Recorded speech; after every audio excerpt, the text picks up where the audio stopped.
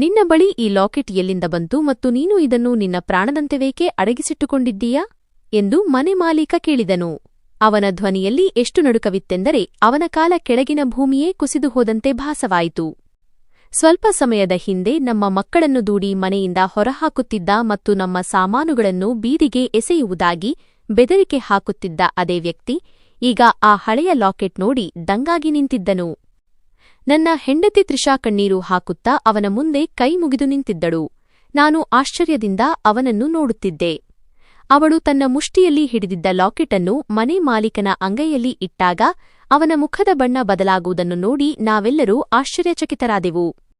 ಮನೆ ಮಾಲೀಕನ ಕಣ್ಣುಗಳು ಆ ಲಾಕೆಟ್ ಮೇಲೆಯೇ ನೆಟ್ಟಿದ್ದವು ಮತ್ತು ಅವನ ಕೈಗಳು ವಿಪರೀತವಾಗಿ ನಡುಗುತ್ತಿದ್ದವು. ಅವನಿಗೆ ವರ್ಷಗಳ ಹಿಂದೆ ಕಳೆದು ಹೋದ ಯಾವುದೋ ಹಳೆಯ ಮತ್ತು ಬೆಲೆಬಾಳುವ ವಸ್ತು ಸಿಕ್ಕಿದಂತೆ ಭಾಸವಾಗುತ್ತಿತ್ತು. ಆ ಸಮಯದಲ್ಲಿ ಈ ಸಾಮಾನ್ಯ ಒಡವೆ ನಮ್ಮ ಭವಿಷ್ಯವನ್ನು ನಿರ್ಧರಿಸಲಿದೆ ಮತ್ತು ಇದರ ಹಿಂದೆ ನಮ್ಮ ಜೀವನವನ್ನೇ ಬದಲಿಸಬಲ್ಲಂತಹ ಒಂದು ಕಥೆ ಅಡಗಿದೆ ಎಂಬ ಸತ್ಯದ ಅರಿವು ನಮಗಿರಲಿಲ್ಲ. ಇದು ನಮ್ಮ ಜೀವನದಲ್ಲಿ ಹೊಸ ತಿರುವು ತರಬಲ್ಲ ಕ್ಷಣವಾಗಿತ್ತು. ಆದರೆ ಈ ಹಂತಕ್ಕೆ ತಲುಪಲು ನಾವು ದುಃಖ ಮತ್ತು ಕಷ್ಟಗಳ ಹಾದಿಯಲ್ಲಿ ನಡೆಯಬೇಕಾಯಿತು. ಅದು ನಮ್ಮನ್ನು ಈ ನಗರದ ಕಿರಿದಾದ ಗಲ್ಲಿಗೆ ತಂದು ನಿಲ್ಲಿಸಿತ್ತು. ಇಂದು ನಮ್ಮ ಮರ್ಯಾದೆ ಮತ್ತು ಸೂರು ಎರಡೂ ಪ್ರಶ್ನಾರ್ಹವಾಗಿದ್ದವು. ಈಗ ಆ ಮನೆ ಮಾಲೀಕನು ನಮ್ಮನ್ನು ಹೊರಹಾಕುವ ಬದಲು ಆ ಲಾಕೆಟನ್ನು ಯಾವುದೋ ಬೆಲೆಬಾಳುವ ನಿಧಿಯಂತೆ ನೋಡುತ್ತಿದ್ದನು. ಅದರಲ್ಲಿ ಅವನ ಜೀವನದ ಕಳೆದುಹೋದ ವಸ್ತುವೇನೋ ಸೆರೆಯಾದಂತೆ ಅವನಿಗೆ ಅನ್ನಿಸುತ್ತಿತ್ತು. ಈ ಲಾಕೆಟ್ ಯಾರದ್ದು ಮತ್ತು ಅದು ತ್ರಿಷಾಳ ಬಳಿ ಹೇಗೆ ಬಂತು? ಇದು ಸಮಯದ ವೇಗವನ್ನೇ ತಡೆಹಿಡಿದ ರಹಸ್ಯವಾಗಿತ್ತು ಮತ್ತು ನಮ್ಮನ್ನು ಕಳೆದ ಹೋದ ಆ ದಿನಗಳತ್ತ ಕರೆದೊಯ್ಯಿತು. ಎಲ್ಲಿಂದ ಈ ನೋವಿನ ಪಯಣ ಪ್ರಾರಂಭವಾಗಿತ್ತೋ ಅಲ್ಲಿಗೆ. ನನ್ನ ಹೆಸರು ವಿನಯ್ ಮತ್ತು ನಾನು ಬಹಳ ಬಡ ಕುಟುಂಬದಿಂದ ಬಂದವನು. ನಾವು 3 ಸಹೋದರರು ಮತ್ತು ನಾನು ಎಲ್ಲರಿಗಿಂತ ಚಿಕ್ಕವನು. ನನ್ನ ಬಾಲ್ಯ ಬಡತನದಲ್ಲಿ ಕಳೆಯಿತು, ಆದರೆ ನಮ್ಮ ಬಳಿ ಅಪ್ಪನ ಪ್ರೀತಿಯ ಒಂದು ಸಣ್ಣ ಮನೆಯಿತ್ತು. ನನ್ನ 2 ಅಣ್ಣಂದಿರು ಕೂಲಿ ಕೆಲಸ ಮಾಡುತ್ತಿದ್ದರು. ಆದರೆ ಅಪ್ಪ ಯಾವಾಗಲೂ ಪರಿಶ್ರಮದಲ್ಲೇ ನೆಮ್ಮದಿ ಇದೆ ಎಂದು ಹೇಳುತ್ತಿದ್ದರು. ಅಪ್ಪ ತುಂಬಾ ಸರಳ ಮತ್ತು ಸ್ವಾಭಿಮಾನಿ ವ್ಯಕ್ತಿಯಾಗಿದ್ದರೂ ಅವರು ಯಾರಿಗೂ ಕೈಚಾಚಿದವರಲ್ಲ. ನಾವು ಆ ಸಣ್ಣ ಮನೆಯಲ್ಲಿ ಸಂತೋಷದಿಂದ ಇದ್ದೆವು. ಅಪ್ಪನ ಪ್ರೀತಿಯು ನಮಗೆ ಯಾವತ್ತೂ ಬಡತನದ ಅಥವಾ ಕೊರತೆಯ ಅರಿವಾಗಲು ಬಿಡಲಿಲ್ಲ. ಅವರು ಸಂಜೆ ಕೆಲಸದಿಂದ ಬಂದಾಗ ನಾವೆಲ್ಲರೂ ಅವರ ಬಳಿ ಕುಳಿತುಕೊಳ್ಳುತ್ತಿದ್ದೆವು ಮತ್ತು ಅವರು ಜೀವನದ ಏರಿಳಿತಗಳ ಬಗ್ಗೆ ನಮಗೆ ಹೇಳುತ್ತಿದ್ದರು. ಆ ಮನೆ ನಮಗೆ ಪ್ರಪಂಚದ ಎಲ್ಲಾ ಕಷ್ಟಗಳಿಂದ ರಕ್ಷಣೆ ನೀಡುವ ತಾಣವಾಗಿತ್ತು.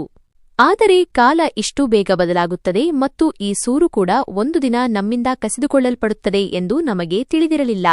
ಇದಕ್ಕಾಗಿ ಅಪ್ಪ ತಮ್ಮ ಇಡೀ ಜೀವನವನ್ನೇ ಮುಡಿಪಾಗಿಟ್ಟಿದ್ದರು. ಪ್ರತಿ ಮನೆಯೂ ತನ್ನದೇ ಆದ ಕಥೆಯನ್ನು ಹೊಂದಿರುವ ಊರಿನಲ್ಲಿ ನನ್ನ ಬಾಲ್ಯ ಕಳೆಯಿತು. ಆದರೆ ನಮ್ಮ ಮನೆ ಎಲ್ಲಕ್ಕಿಂತ ಭಿನ್ನವಾಗಿತ್ತು, ಏಕೆಂದರೆ ಅಲ್ಲಿ ದೊಡ್ಡ ಅರಮನೆಗಳಲ್ಲೂ ಸಿಗದ ನೆಮ್ಮದಿಯಿತ್ತು. ನಾವು ಬಡವರಾಗಿದ್ದರೂ ಯಾರಿಗೂ ತಲೆಬಾಗಲಿಲ್ಲ. ಅಪ್ಪ ನಮಗೆ ಮಾದರಿಯಾಗಿದ್ದರು ಮತ್ತು ನಾವೆಲ್ಲರೂ ಒಟ್ಟಿಗೆ ಇರುತ್ತಿದ್ದೆವು.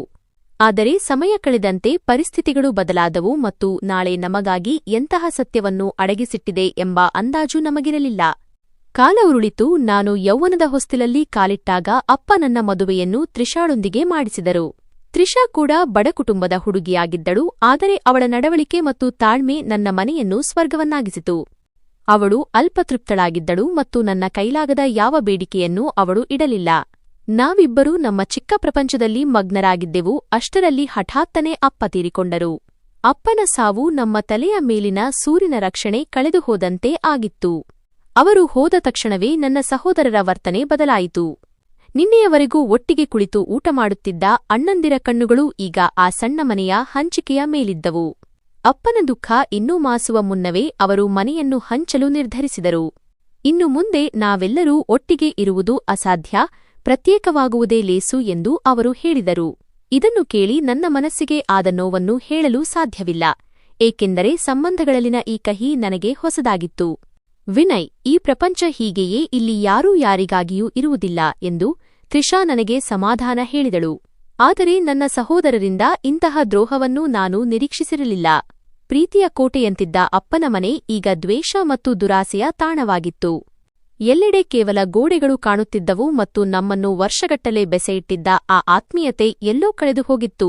ಇಲ್ಲಿ ಇರುವುದು ನನ್ನ ತತ್ವಗಳಿಗೆ ವಿರುದ್ಧ ಎಂದು ನನಗೆ ಅನ್ನಿಸಿತು ಮತ್ತು ನನ್ನ ಹೆಂಡತಿ ಹಾಗೂ ಮುಂದಿನ ಪೀಳಿಗೆಗೆ ನೆಮ್ಮದಿಯ ವಾತಾವರಣ ನೀಡಲು ಬೇರೆ ದಾರಿ ಹುಡುಕಬೇಕೆಂದು ನಿರ್ಧರಿಸಿದೆ. ಅದು 3 ಕೋಣೆಗಳ ಮನೆಯಾಗಿತ್ತು. ಹಂಚಿಕೆಯಾದರೆ ಒಬ್ಬರಿಗೆ ಒಂದೇ ಕೋಣೆ ಸಿಗುತ್ತಿತ್ತು. ಆಸ್ತಿ ಹಂಚಿಕೆಯಾದಾಗ ಮನೆಯ ಮುಂದೆ ಜಾಗವೇ ಉಳಿಯುವುದಿಲ್ಲ ಎಂದು ತಿಳಿಯಿತು. ಅಲ್ಲಿ ಉಸಿರುಗಟ್ಟುವ ವಾತಾವರಣವಿರುತ್ತಿತ್ತು ಮತ್ತು ತ್ರಿಷಾಗೆ ಅಲ್ಲಿರುವುದು ಕಷ್ಟವಾಗುತ್ತಿತ್ತು. ಸಹೋದರರು ಒಂದಿಂಚು ಜಾಗಕ್ಕೂ ಜಗಳವಾಡಲು ತಯಾರಾಗಿರುವುದನ್ನು ಕಂಡು ನಾನು ಒಂದು ದೊಡ್ಡ ನಿರ್ಧಾರ ತೆಗೆದುಕೊಂಡೆ. ನಾನು ನನ್ನ ಪಾಲನ್ನು ದೊಡ್ಡಣ್ಣನಿಗೆ ಕೊಟ್ಟು ಬದಲಿಗೆ ಸಿಕ್ಕ ಅಲ್ಪ ಹಣವನ್ನು ತೆಗೆದುಕೊಂಡು ಬೇರೆ ನಗರಕ್ಕೆ ಹೋಗಲು ನಿರ್ಧರಿಸಿದೆ. ತ್ರಿಷಾ ಕೂಡ ನನ್ನ ನಿರ್ಧಾರಕ್ಕೆ ಬೆಂಬಲ ನೀಡಿದಳು ಮತ್ತು ನಾವು ಕಣ್ಣೀರಿನೊಂದಿಗೆ ನನ್ನ ಬಾಲ್ಯ ಕಳೆದ ಮನೆಯನ್ನು ತೊರೆದೆವು. ನಾವು ನಮ್ಮ ಕನಸುಗಳು ಮತ್ತು ನೆನಪುಗಳನ್ನು ಒಂದು ಸಣ್ಣ ಚೀಲದಲ್ಲಿ ತುಂಬಿಕೊಂಡು ಅಜ್ಞಾತ ಊರಿನ ಕಡೆಗೆ ಹೊರಟೆವು. ಈ ನಗರ ನಮಗೆ ಎಂತಹ ಕಷ್ಟಗಳನ್ನು ನೀಡಲಿದೆ ಮತ್ತು ಜೀವನ ನಮ್ಮನ್ನು ಯಾವ ತಿರುವಿನಲ್ಲಿ ತಂದು ನಿಲ್ಲಿಸಲಿದೆ, ಅಲ್ಲಿ ನಮ್ಮ ಮರ್ಯಾದೆ ಮತ್ತು ಸೂರು ಒಂದು ಹಳೆಯ ಲಾಕೆಟ್ನಿಂದ ನಿರ್ಧಾರವಾಗಲಿದೆ ಎಂದು ನಾವು ಊಹಿಸಿರಲಿಲ್ಲ. ಪ್ರಯಾಣ ದೀರ್ಘವಾಗಿತ್ತು ಮತ್ತು ದಾರಿ ಕಠಿಣವಾಗಿತ್ತು. ಆದರೆ ತ್ರಿಷಾಳ ಧೈರ್ಯ ಮತ್ತು ಅಪ್ಪನ ಆಶೀರ್ವಾದ ನನಗೆ ಮುನ್ನಡೆಯಲು ಶಕ್ತಿ ನೀಡಿತು. ನಾವು ಹಿಂದಿರುಗಿ ನೋಡಲಿಲ್ಲ, ಏಕೆಂದರೆ ಯಾರೂ ಪರಿಚಯವಿಲ್ಲದ ಆ ನಗರವೇ ಈಗ ನಮ್ಮ ಗುರಿ ಮತ್ತು ಅಲ್ಲಿ ನಾವು ನಮ್ಮದೇ ಆದ ಗುರುತನ್ನು ಸೃಷ್ಟಿಸಿಕೊಳ್ಳಬೇಕಿತ್ತು. ಈ ಅಗಲುವಿಕೆ ಬಹಳ ನೋವಿನಿಂದ ಕೂಡಿತ್ತು, ಆದರೆ ನಮ್ಮ ಸ್ವಾಭಿಮಾನ ಉಳಿಸಿಕೊಳ್ಳಲು ತ್ಯಾಗ ಮಾಡಲೇಬೇಕಿತ್ತು. ಹೀಗೆ ನಾವು ನಮಗೆ ತಿಳಿದಿಲ್ಲದ ಊರಿನ ಕಡೆಗೆ ಹೊರಟೆವು. ದೇವರು ನಮ್ಮನ್ನು ಕೈಬಿಡುವುದಿಲ್ಲ ಎಂಬ ನಂಬಿಕೆ ನಮಗಿತ್ತು. ನಗರದ ಜನಸಂದಣಿ ನಮ್ಮನ್ನು ಸ್ವಾಗತಿಸಿದಾಗ ನಮಗೆ ನಮ್ಮ ಹಳ್ಳಿಯ ನೆನಪಾಯಿತು. ಆದರೆ ಈಗ ಹಿಂದಿರುಗಲು ದಾರಿ ಇರಲಿಲ್ಲ. ನಾವು ಸುಡುವ ಬಿಸಿಲಿನಲ್ಲಿ ನಡೆದು ಮನುಷ್ಯರ ಸಾಗರವೇ ತುಂಬಿರುವ ಒಂದು ಸ್ಲಂ ಬಸ್ತಿನಲ್ಲಿ ಬಾಡಿಗೆ ಮನೆ ಹುಡುಕಿದೆವು.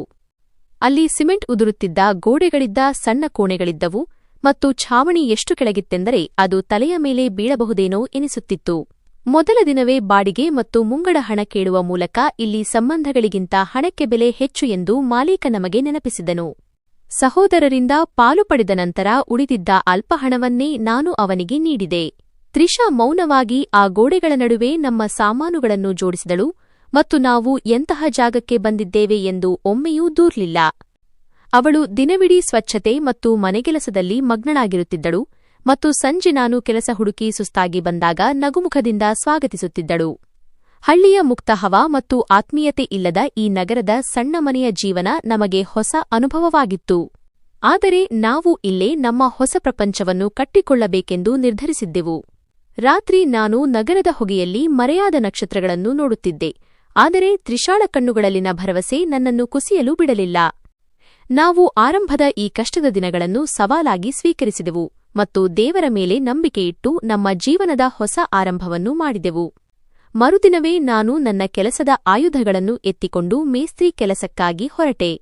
ಹಳ್ಳಿಯಲ್ಲಿ ಕೆಲಸ ಮಾಡುವುದಕ್ಕೂ ನಗರದ ಎತ್ತರದ ಕಟ್ಟಡಗಳಲ್ಲಿ ಕೂಲಿ ಮಾಡುವುದಕ್ಕೂ ಬಹಳ ವ್ಯತ್ಯಾಸವಿತ್ತು. ಇಲ್ಲಿ ಕೆಲಸದ ವೇಗ ಹೆಚ್ಚು ಮತ್ತು ಸಮಯಕ್ಕೆ ಬಹಳ ಬೆಲೆ ಇತ್ತು. ನಾನು ದಿನವಿಡೀ ಇಟ್ಟಿಗೆ ಹೊತ್ತು ಸಿಮೆಂಟ್ ಕಲಸಿ ಬಿಸಿಲಿನಲ್ಲಿ ಗೋಡೆಗಳನ್ನು ಕಟ್ಟುತ್ತಿದ್ದೆ. ಸಂಜೆಯ ವೇಳೆಗೆ ನನ್ನ ಇಡೀ ದೇಹ ನೋವಿನಿಂದ ಕೂಡುತ್ತಿತ್ತು ಮತ್ತು ಕೈಗಳಲ್ಲಿ ಬೊಕ್ಕೆಗಳು ಏಳುತ್ತಿದ್ದವು. ಆದರೆ ನನ್ನ ಜೇಬಿನಲ್ಲಿ 300 ರೂಪಾಯಿ ಕೂಲಿ ಸಿಕ್ಕಾಗ ನನ್ನ ಕುಟುಂಬಕ್ಕಾಗಿ ದುಡಿದ ತೃಪ್ತಿ ಸಿಗುತ್ತಿತ್ತು. ನನ್ನ ಕೈಗಳ ಬೊಕ್ಕೆಗಳನ್ನು ನೋಡಿ ತ್ರಿಷಾ ಬೇಸರಗೊಳ್ಳುತ್ತಿದ್ದಳು. ಎಣ್ಣೆ ಹಚ್ಚುತ್ತಾ, ವಿನಯ್, ನೀವೇಕೆ ಇಷ್ಟು ಕಷ್ಟಪಡುತ್ತೀರಿ ಎಂದು ಕೇಳುತ್ತಿದ್ದಳು. ನಿನ್ನ ಮತ್ತು ಮಕ್ಕಳ ಖುಷಿಗಾಗಿ ಇದೇನೂ ಅಲ್ಲ ಎಂದು ನಾನು ಉತ್ತರಿಸುತ್ತಿದ್ದೆ. ನಗರದ ಜನರು ತಮ್ಮದೇ ಪ್ರಪಂಚದಲ್ಲಿ ಮಗ್ನರಾಗಿದ್ದರು, ಯಾರಿಗೂ ಯಾರ ಬಗ್ಗೆಯೂ ಕಾಳಜಿ ಇರಲಿಲ್ಲ. ಆದರೆ ನಾನು ನನ್ನ ಪ್ರಾಮಾಣಿಕ ಕೆಲಸದಿಂದ ಗುರುತಿಸಿಕೊಳ್ಳಲಾರಂಭಿಸಿದೆ. ಗುತ್ತಿಗೆದಾರರು ನನ್ನ ಕೆಲಸಕ್ಕೆ ಮೆಚ್ಚುಗೆ ವ್ಯಕ್ತಪಡಿಸುತ್ತಿದ್ದರು, ಏಕೆಂದರೆ ನಾನು ಸಮಯಕ್ಕೆ ಸರಿಯಾಗಿ ಹೋಗುತ್ತಿದ್ದೆ. ತ್ರಿಷಾ ಕೂಡ ಮನೆಯ ಖರ್ಚನ್ನು ಕಡಿಮೆ ಮಾಡಿ 1 ರೂಪಾಯಿಯನ್ನೂ ಉಳಿಸುತ್ತಿದ್ದಳು. ಕೆಟ್ಟ ಸಮಯಕ್ಕೆ ಏನಾದರೂ ಇರಲಿ ಎನ್ನುತ್ತಿದ್ದಳು. ನಮ್ಮ ಜೀವನ ಕಷ್ಟ ಮತ್ತು ಪ್ರೀತಿಯ ನಡುವೆ ಸಾಗುತ್ತಿತ್ತು. ನಾವು ಯಾರ ಮೇಲೂ ಭಾರವಾಗದೆ ಸ್ವಂತ ದುಡಿಮೆಯಲ್ಲಿ ಬದುಕುತ್ತಿದ್ದೆವು ಎಂಬ ನೆಮ್ಮದಿ ನಮಗಿತ್ತು. ಈ ಸ್ವಾಭಿಮಾನ ನಮಗೆ ಅಪ್ಪನಿಂದ ಬಳುವಳಿಯಾಗಿ ಬಂದಿತ್ತು. ಅವರು ನಮಗೆ ಕಷ್ಟದಲ್ಲೂ ದೃಢವಾಗಿರುವುದನ್ನು ಮತ್ತು ಕೈಚಾಚದೆ ದುಡಿಮೆಯ ಮೇಲೆ ನಂಬಿಕೆ ಇಡುವುದನ್ನು ಕಲಿಸಿದ್ದರು. ಇದೇ ನಮ್ಮ ದೊಡ್ಡ ಗೆಲುವಾಗಿತ್ತು. ಹೀಗೆ ವಾರಗಳು ತಿಂಗಳುಗಳಾದವು, ತಿಂಗಳುಗಳು ವರ್ಷಗಳಾದವು. ನಮ್ಮ ಜೀವನದಲ್ಲಿ 3 ಮಕ್ಕಳ ಕಲರವ ಸೇರಿಕೊಂಡಿತು. ಅದು ಮನೆಯ ಸಂತೋಷವನ್ನು ಹೆಚ್ಚಿಸಿತು. ಆದರೆ ನನ್ನ ಹೆಗಲ ಮೇಲೆ ಜವಾಬ್ದಾರಿಯ ಹೊರೆಯೂ ಹೆಚ್ಚಾಯಿತು. ಮಕ್ಕಳ ಪಾಲನೆ, ಊಟ ಮತ್ತು ಶಾಲೆಯ ಖರ್ಚು ನನ್ನನ್ನು ಹೆಚ್ಚು ದುಡಿಯುವಂತೆ ಮಾಡಿತು. ಈಗ ನಾನು ದೊಡ್ಡ ಕೆಲಸಗಳನ್ನು ತೆಗೆದುಕೊಳ್ಳಲಾರಂಭಿಸಿದೆ. ಆದರೆ ಬೆಲೆ ಏರಿಕೆ ಮತ್ತು ನಗರದ ದುಬಾರಿ ಜೀವನ ನನ್ನ ಸೊಂಟ ಮುರಿಯುವಂತಿತ್ತು. ಕರೆಂಟ್ ಬಿಲ್, ಮನೆ ಬಾಡಿಗೆ ಮತ್ತು ಸ್ಕೂಲ್ ಫೀಸ್ ಪ್ರತಿ ತಿಂಗಳು ಹೊಸ ಪರೀಕ್ಷೆಯಾಗಿ ಬರುತ್ತಿತ್ತು. ನನ್ನ ಒತ್ತಡವನ್ನು ಅರಿತ ತ್ರಿಷಾ ಹೆಚ್ಚು ಮೌನವಾಗಿರಲು ಶುರುಮಾಡಿದಳು. ಆಗಾಗ್ಗೆ ಒಂಟಿಯಾಗಿ ಕುಳಿತು ಆ ಹಳೆಯ ಲಾಕೆಟನ್ನು ನೋಡುತ್ತಾ ತನ್ನ ತಾಯಿಯನ್ನು ನೆನೆಸಿಕೊಳ್ಳುತ್ತಿದ್ದಳು. ತ್ರಿಷಾ, ಈ ಲಾಕೆಟ್ನಲ್ಲಿ ಏನಿದೆ? ಇದನ್ನೇಕೆ ಇಷ್ಟು ಭಾವುಕವಾಗಿ ನೋಡುತ್ತೀಯಾ ಎಂದು ನಾನು ಹಲವು ಬಾರಿ ಕೇಳಿದೆ. ಇದು ನನ್ನ ತಾಯಿಯ ಕಡೆಯ ಗುರುತು, ಅವರು ಸಾಯುವಾಗ ಕೊಟ್ಟಿದ್ದರು. ಇದರಲ್ಲಿ ನನ್ನ ಜೀವವಿದೆ ಮತ್ತು ಇದೇ ನನ್ನ ದೊಡ್ಡ ಆಸರೆ ಎಂದು ಅವಳು ಹೇಳುತ್ತಿದ್ದಳು. ಅದು ಅವಳಿಗೆ ಇಷ್ಟು ಮುಖ್ಯವೆಂದು ನನಗೆ ತಿಳಿದಿರಲಿಲ್ಲ. ಅವಳ ಖುಷಿಗಾಗಿ ನಾನು ಹೆಚ್ಚು ಪ್ರಶ್ನಿಸುತ್ತಿರಲಿಲ್ಲ. ಮಕ್ಕಳು ಬೆಳೆದಂತೆ ಅವರ ಆಸೆಗಳು ಹೆಚ್ಚುತ್ತಿದ್ದವು ಮತ್ತು ನಾನು ಎಷ್ಟೇ ದುಡಿದರೂ ಸಾಲದಾಗುತ್ತಿತ್ತು. ಬೆಲೆ ಏರಿಕೆ ಸಾಮಾನ್ಯ ಜನರ ಬದುಕನ್ನು ಕಷ್ಟಕರವಾಗಿಸಿತ್ತು. ನಮ್ಮಂತಹವರಿಗೆ ಮರ್ಯಾದೆ ಉಳಿಸಿಕೊಳ್ಳುವುದು ಕಷ್ಟವಾಗುತ್ತಿತ್ತು. ತ್ರಿಷಾ ತನ್ನೆಲ್ಲಾ ಆಸೆಗಳನ್ನು ಬದಿಗಿಟ್ಟು ಮಕ್ಕಳ ಭವಿಷ್ಯಕ್ಕಾಗಿ ಬದುಕುತ್ತಿದ್ದಳು. ಅವಳು ಅರ್ಹಳಾದ ಸುಖವನ್ನು ನಾನು ಕೊಡಲಾಗುತ್ತಿಲ್ಲವಲ್ಲ ಎಂದು ನನಗೆ ನೋವಾಗುತ್ತಿತ್ತು. ಪರಿಸ್ಥಿತಿ ಅದಕ್ಕೆ ಅವಕಾಶ ನೀಡುತ್ತಿರಲಿಲ್ಲ. ನಾವು ನಿರಂತರವಾಗಿ ಸಂಕಷ್ಟಕ್ಕೆ ಸಿಲುಕುತ್ತಿದ್ದೆವು ಮತ್ತು ಹೊರಬರಲಾಗದ ಸುಳಿಯಲ್ಲಿ ಸಿಕ್ಕಿಹಾಕಿಕೊಂಡಂತೆ ಭಾಸವಾಗುತ್ತಿತ್ತು. ಆದರೆ ತ್ರಿಷಾಳ ಆ ಲಾಕೆಟ್ ಮತ್ತು ಪ್ರಾರ್ಥನೆ ನಮಗೆ ಧೈರ್ಯ ತುಂಬುತ್ತಿತ್ತು. ಆದರೆ ಶೀಘ್ರದಲ್ಲೇ ಒಂದು ದೊಡ್ಡ ಬಿರುಗಾಳಿ ನಮ್ಮ ಬಾಗಿಲು ತಟ್ಟಿ ನಮ್ಮ ಜೀವನದ ಅಡಿಪಾಯವನ್ನೇ ಅಲುಗಾಡಿಸಲಿತ್ತು. ನಗರದ ಸುಡುವ ಬಿಸಿಲಿನಲ್ಲಿ ಕೆಲಸ ಮಾಡುವುದು ಸುಲಭವಲ್ಲ, ಅದರಲ್ಲೂ ಕೈಯಲ್ಲಿ ಬೊಕ್ಕೆಗಳಿದ್ದು ಹೊಟ್ಟೆ ಹಸಿವಿನಿಂದ ಕೂಗುತ್ತಿರುವಾಗ. ನಾನು ಬೆಳಿಗ್ಗೆಯಿಂದ ಸಂಜೆಯವರೆಗೆ ಎತ್ತರದ ಕಟ್ಟಡದ ಗೋಡೆಗಳಿಗೆ ಸಿಮೆಂಟ್ ಹಾಕುತ್ತಿದ್ದೆ. ಆದರೆ ನನ್ನ ಮನಸ್ಸಿನಲ್ಲಿ ಸದಾ ಮಕ್ಕಳ ಮುಖವೇ ಇರುತ್ತಿತ್ತು. ಬೆಳಿಗ್ಗೆ ಬರುವಾಗ ಹಿರಿಯ ಮಗ ಹೊಸ ಪುಸ್ತಕ ಕೇಳಿದ್ದ ಮತ್ತು ಕಿರಿಯ ಮಗಳು ಹರಿದ ಚಪ್ಪಲಿ ತೋರಿಸಿ, ಅಪ್ಪ, ಈ ಸಲ ಹೊಸ ಶೂಸ್ ಕೊಡಿಸ್ತೀರಾ ಎಂದು ಕೇಳಿದ್ದಳು. ಈ ಪ್ರಶ್ನೆಗಳಿಗೆ ನನ್ನ ಬಳಿ ಉತ್ತರವಿರಲಿಲ್ಲ. ಆದ್ದರಿಂದ ಮೌನವಾಗಿ ಬ್ಯಾಗ್ ಎತ್ತಿಕೊಂಡು ಕೆಲಸಕ್ಕೆ ಬಂದಿದ್ದೆ. ಗುತ್ತಿಗೆದಾರ ಇಂದು ಕಠಿಣವಾಗಿದ್ದನು, ಕೆಲಸ ವೇಗವಾಗಿ ಮಾಡುವಂತೆ ಒತ್ತಾಯಿಸುತ್ತಿದ್ದನು. ನನ್ನ ಮೈಕೈ ನೋಯುತ್ತಿದ್ದರೂ ಸ್ವಲ್ಪ ಸುಸ್ತಾದರೆ ಇಂದಿನ ಕೂಲಿ ಸಿಗುವುದಿಲ್ಲ ಎಂದು ನನಗೆ ತಿಳಿದಿತ್ತು. ಸತತ ಕೆಲಸದಿಂದ ಬೆವರು ಕಣ್ಣಿಗೆ ಇಳಿದು ದೃಷ್ಟಿಮಂಜಾಗುತ್ತಿತ್ತು. ಆದರೂ ಸಂಜೆ ಮಕ್ಕಳಿಗೆ ತಿನ್ನಲು ಏನಾದರೂ ತೆಗೆದುಕೊಂಡು ಹೋಗಬೇಕೆಂದು ನಾನು ಕೆಲಸದಲ್ಲಿ ಮಗ್ನನಾದೆ. ಈ ನಗರದ ಜಂಜಾಟದಲ್ಲಿ ನಮ್ಮಂತಹ ಕೂಲಿಗಳು ಕೇವಲ ಯಂತ್ರಗಳಂತೆ. ನಾನು ಗೋಡೆಯ ಮೇಲೆ ಕೊನೆಯ ಇಟ್ಟಿಗೆ ಇಟ್ಟು ಆಕಾಶದತ್ತ ನೋಡಿ ನಿಟ್ಟುಸಿರುಬಿಟ್ಟೆ. ಈಗ ನನ್ನ ಕೈಗಳೇ ನನಗೆ ಕೊನೆಯ ಆಸರೆಯಾಗಿದ್ದವು. ನಾನು ಸುಸ್ತಾಗಿ ಮನೆಗೆ ಬಂದಾಗ ತ್ರಿಷಾ ಎಂದಿನಂತೆ ಬಾಗಿಲಲ್ಲಿ ಕಾಯುತ್ತಿದ್ದಳು. ಅವಳ ಮುಖದಲ್ಲಿ ಆಯಾಸವಿತ್ತಾದರೂ ಅವಳು ಏನೂ ಹೇಳಲಿಲ್ಲ. ಮಕ್ಕಳು ಶಾಲೆಯ ಕೆಲಸ ಮುಗಿಸಿ ನೆಲದ ಮೇಲೆ ಮಲಗಿದ್ದರು. ಒಂದೇ ಫ್ಯಾನ್ ನಿಧಾನವಾಗಿ ತಿರುಗುತ್ತಿದ್ದರಿಂದ ಸೆಕೆ ಹೆಚ್ಚಿತ್ತು. ನಾನು ಜೇಬಿನಿಂದ ಹಣ ತೆಗೆದು ತ್ರಿಷಾಳ ಕೈಗಿಟ್ಟಾಗ ಅವಳ ಕಣ್ಣಲ್ಲಿ ಒಂದು ಮಿಂಚು ಮೂಡಿತು, ಆದರೆ ತಕ್ಷಣ ಅವಳು ಸುಮ್ಮನಾದಳು. ಫೀಸ್ ಕಟ್ಟದಿದ್ದರೆ ಮಕ್ಕಳನ್ನು ಕ್ಲಾಸ್ನಲ್ಲಿ ಕೂರಿಸುವುದಿಲ್ಲ ಎಂದು ಟೀಚರ್ಸ್ ಹೇಳಿ ಕಳುಹಿಸಿದ್ದಾರೆ ಎಂದು ಅವಳು ಹೇಳಿದಳು. ಇದನ್ನು ಕೇಳಿ ನನ್ನ ಎದೆ ಧಸಕ್ಕಂದಿತು, ಏಕೆಂದರೆ ಫೀಸ್ ಕಟ್ಟುವಷ್ಟು ಹಣ ನನ್ನ ಬಳಿ ಇರಲಿಲ್ಲ. ಆಗ ತ್ರಿಷಾ ಧೈರ್ಯ ತಂದುಕೊಂಡು, ನೀವು ಚಿಂತಿಸಬೇಡಿ, ನಾನು ನನ್ನ ಎಂಬ್ರಾಯ್ಡರಿ ಹೊಲಿಗೆ ಕೆಲಸದಿಂದ ಹೇಗಾದರೂ ವ್ಯವಸ್ಥೆ ಮಾಡುತ್ತೇನೆ ಎಂದಳು. ಅವಳು ರಾತ್ರಿಯಿಡೀ ಎಚ್ಚರವಿದ್ದು ಬಟ್ಟೆಗಳಿಗೆ ಕಸೂತಿ ಹಾಕಿ ನನಗೆ ಸಹಾಯ ಮಾಡುತ್ತಾಳೆ ಎಂದು ನನಗೆ ತಿಳಿದಿತ್ತು. ಆದರೆ ಅವಳ ಈ ಶ್ರಮ ಕೂಡ ಮನೆಯ ಖರ್ಚಿಗೆ ಸಾಲುತ್ತಿರಲಿಲ್ಲ. ಮಕ್ಕಳು ಮಲಗಿದ್ದರೂ ಬಡತನ ನಮ್ಮ ಸಂತೋಷವನ್ನು ಕಸಿದುಕೊಂಡಿದ್ದರಿಂದ ನಾವಿಬ್ಬರೂ ಪರಸ್ಪರ ಮುಖ ನೋಡಲು ಹಿಂಜರಿಯುತ್ತಿದ್ದೆವು. ತ್ರಿಷಾ ಮತ್ತೆ ಆ ಲಾಕೆಟ್ ತೆಗೆದು ಮುಷ್ಟಿಯಲ್ಲಿ ಅದುಮಿ ಹಿಡಿದಳು. ಅದರಿಂದ ಅವಳಿಗೆ ಶಕ್ತಿ ಸಿಗುತ್ತಿರುವಂತೆ ಕಾಣುತ್ತಿತ್ತು. ಮಾರನೆಯ ಬೆಳಿಗ್ಗೆ ನನಗೆ ಇನ್ನೊಂದು ಆಘಾತ ಕಾದಿತ್ತು. ಬಾಗಿಲ ಕೆಳಗೆ ಬಿದ್ದಿದ್ದ ಕರೆಂಟ್ ಬಿಲ್ ನೋಡಿದೆ. ಅದು ನನ್ನ ಇಡೀ ತಿಂಗಳ ಕೂಲಿಗೆ ಸಮವಾಗಿತ್ತು. ಬೇಸಿಗೆಯಾದ್ದರಿಂದ ಮಕ್ಕಳಿಗೆ ಸೆಕೆ ತಡೆಯಲಾಗದೆ ಫ್ಯಾನ್ ಓಡುತ್ತಿತ್ತು. ಹಾಗಾಗಿ ಬಿಲ್ ಜಾಸ್ತಿ ಬಂದಿತ್ತು. ಆ ಬಿಲ್ ಮೊತ್ತ ಒಂದು ಕಟು ಸತ್ಯವಾಗಿ ನನ್ನ ಮುಂದಿತ್ತು. ನಾನು ಅದನ್ನು ಪದೇ ಪದೇ ನೋಡಿದೆ. ತ್ರಿಷಾ ಬಿಲ್ ಮೊತ್ತವನ್ನು ಕೇಳಿದಾಗ ಅವಳ ಕೈಯಿಂದ ನೀರಿನ ಲೋಟ ಜಾರಿ ಕೆಳಗೆ ಬಿತ್ತು. ಅವಳು ಮಕ್ಕಳ ಶಾಲಾ ಶುಲ್ಕ ಮತ್ತು ಕೆಲವು ದಿನಸಿಗಳಿಗಾಗಿ ತುಂಬಾ ಕಷ್ಟಪಟ್ಟು ಹಣವನ್ನು ಉಳಿಸಿದ್ದಳು. ಈಗ ಆ ಕಾಗದದ ತುಂಡಿನೊಂದಿಗೆ ಬಿಲ್ ಎಲ್ಲ ಹಣವೂ ಖಾಲಿಯಾಗುವ ಹಂತ ತಲುಪಿತ್ತು. ನಾನು ನನ್ನ ತಲೆಯನ್ನು ಹಿಡಿದುಕೊಂಡು ಹೊಸ್ತಿಲಲ್ಲಿಯೇ ಕುಳಿತುಬಿಟ್ಟೆ, ಏಕೆಂದರೆ ಬೆಲೆ ಏರಿಕೆಯು ನಿಜವಾಗಿಯೂ ನನ್ನ ಸೊಂಟವನ್ನು ಮುರಿದಿತ್ತು. ಭಾರೀ ವಿದ್ಯುತ್ ಬಿಲ್ ನಮ್ಮ ಜೀವನವನ್ನು ದುಸ್ತರಗೊಳಿಸಿತ್ತು. ತ್ರಿಷಾಳ ಕಣ್ಣುಗಳಲ್ಲಿ ನೀರು ಬಂತು. ಅವಳು, ವಿನಯ್, ಈಗ ನಾವು ಏನು ಮಾಡುವುದು? ಮನೆಯ ಬಾಡಿಗೆಯನ್ನು ಕೊಡಬೇಕು ಮತ್ತು ಮನೆ ಮಾಲೀಕರು ಯಾವುದೇ ಕಾರಣಕ್ಕೂ ಒಪ್ಪುವುದಿಲ್ಲ. ಈಗಾಗಲೇ ಹಳೆಯ ಬಾಡಿಗೆ ಕೂಡ ಬಾಕಿ ಇದೆ ಎಂದು ಹೇಳತೊಡಗಿದಳು.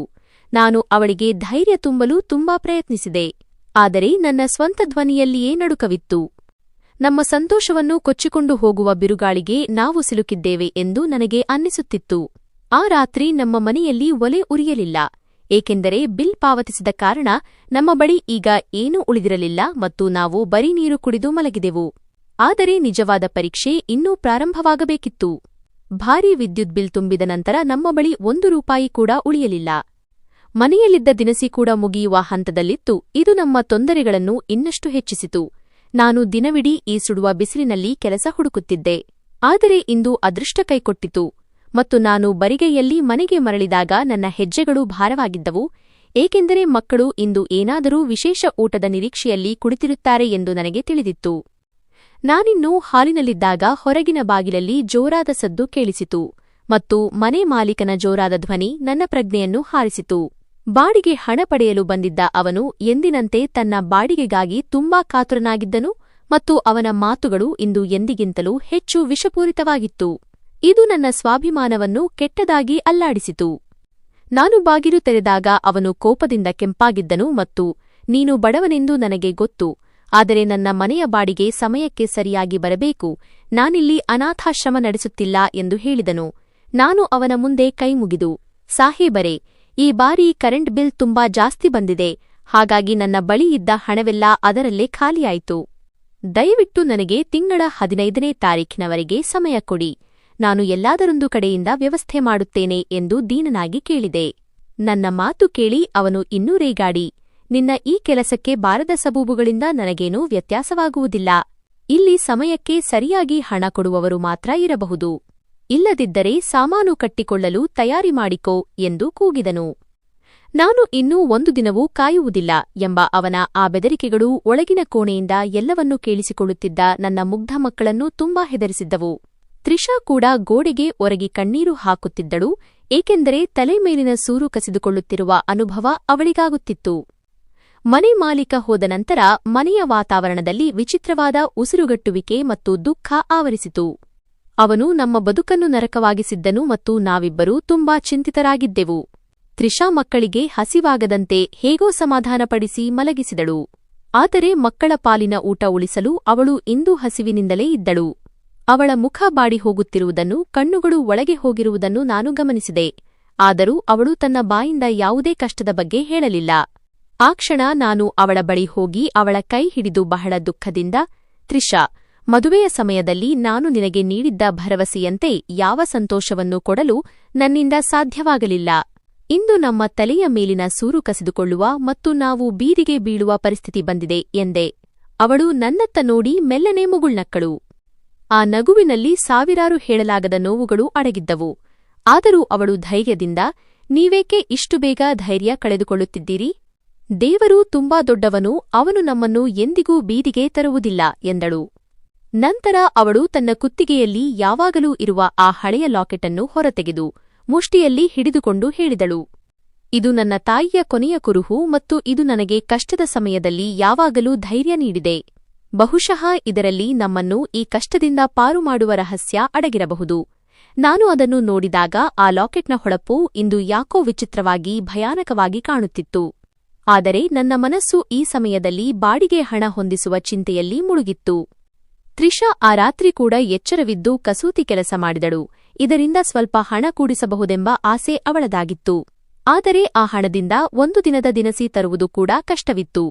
ಆದರೆ ಬಾಡಿಗೆ ಹಣ ಸಾವಿರಗಳಲ್ಲಿತ್ತು ಮತ್ತು 15ನೇ ತಾರೀಖು ಈಗ ತುಂಬಾ ಹತ್ತಿರ ಬಂದಿತ್ತು.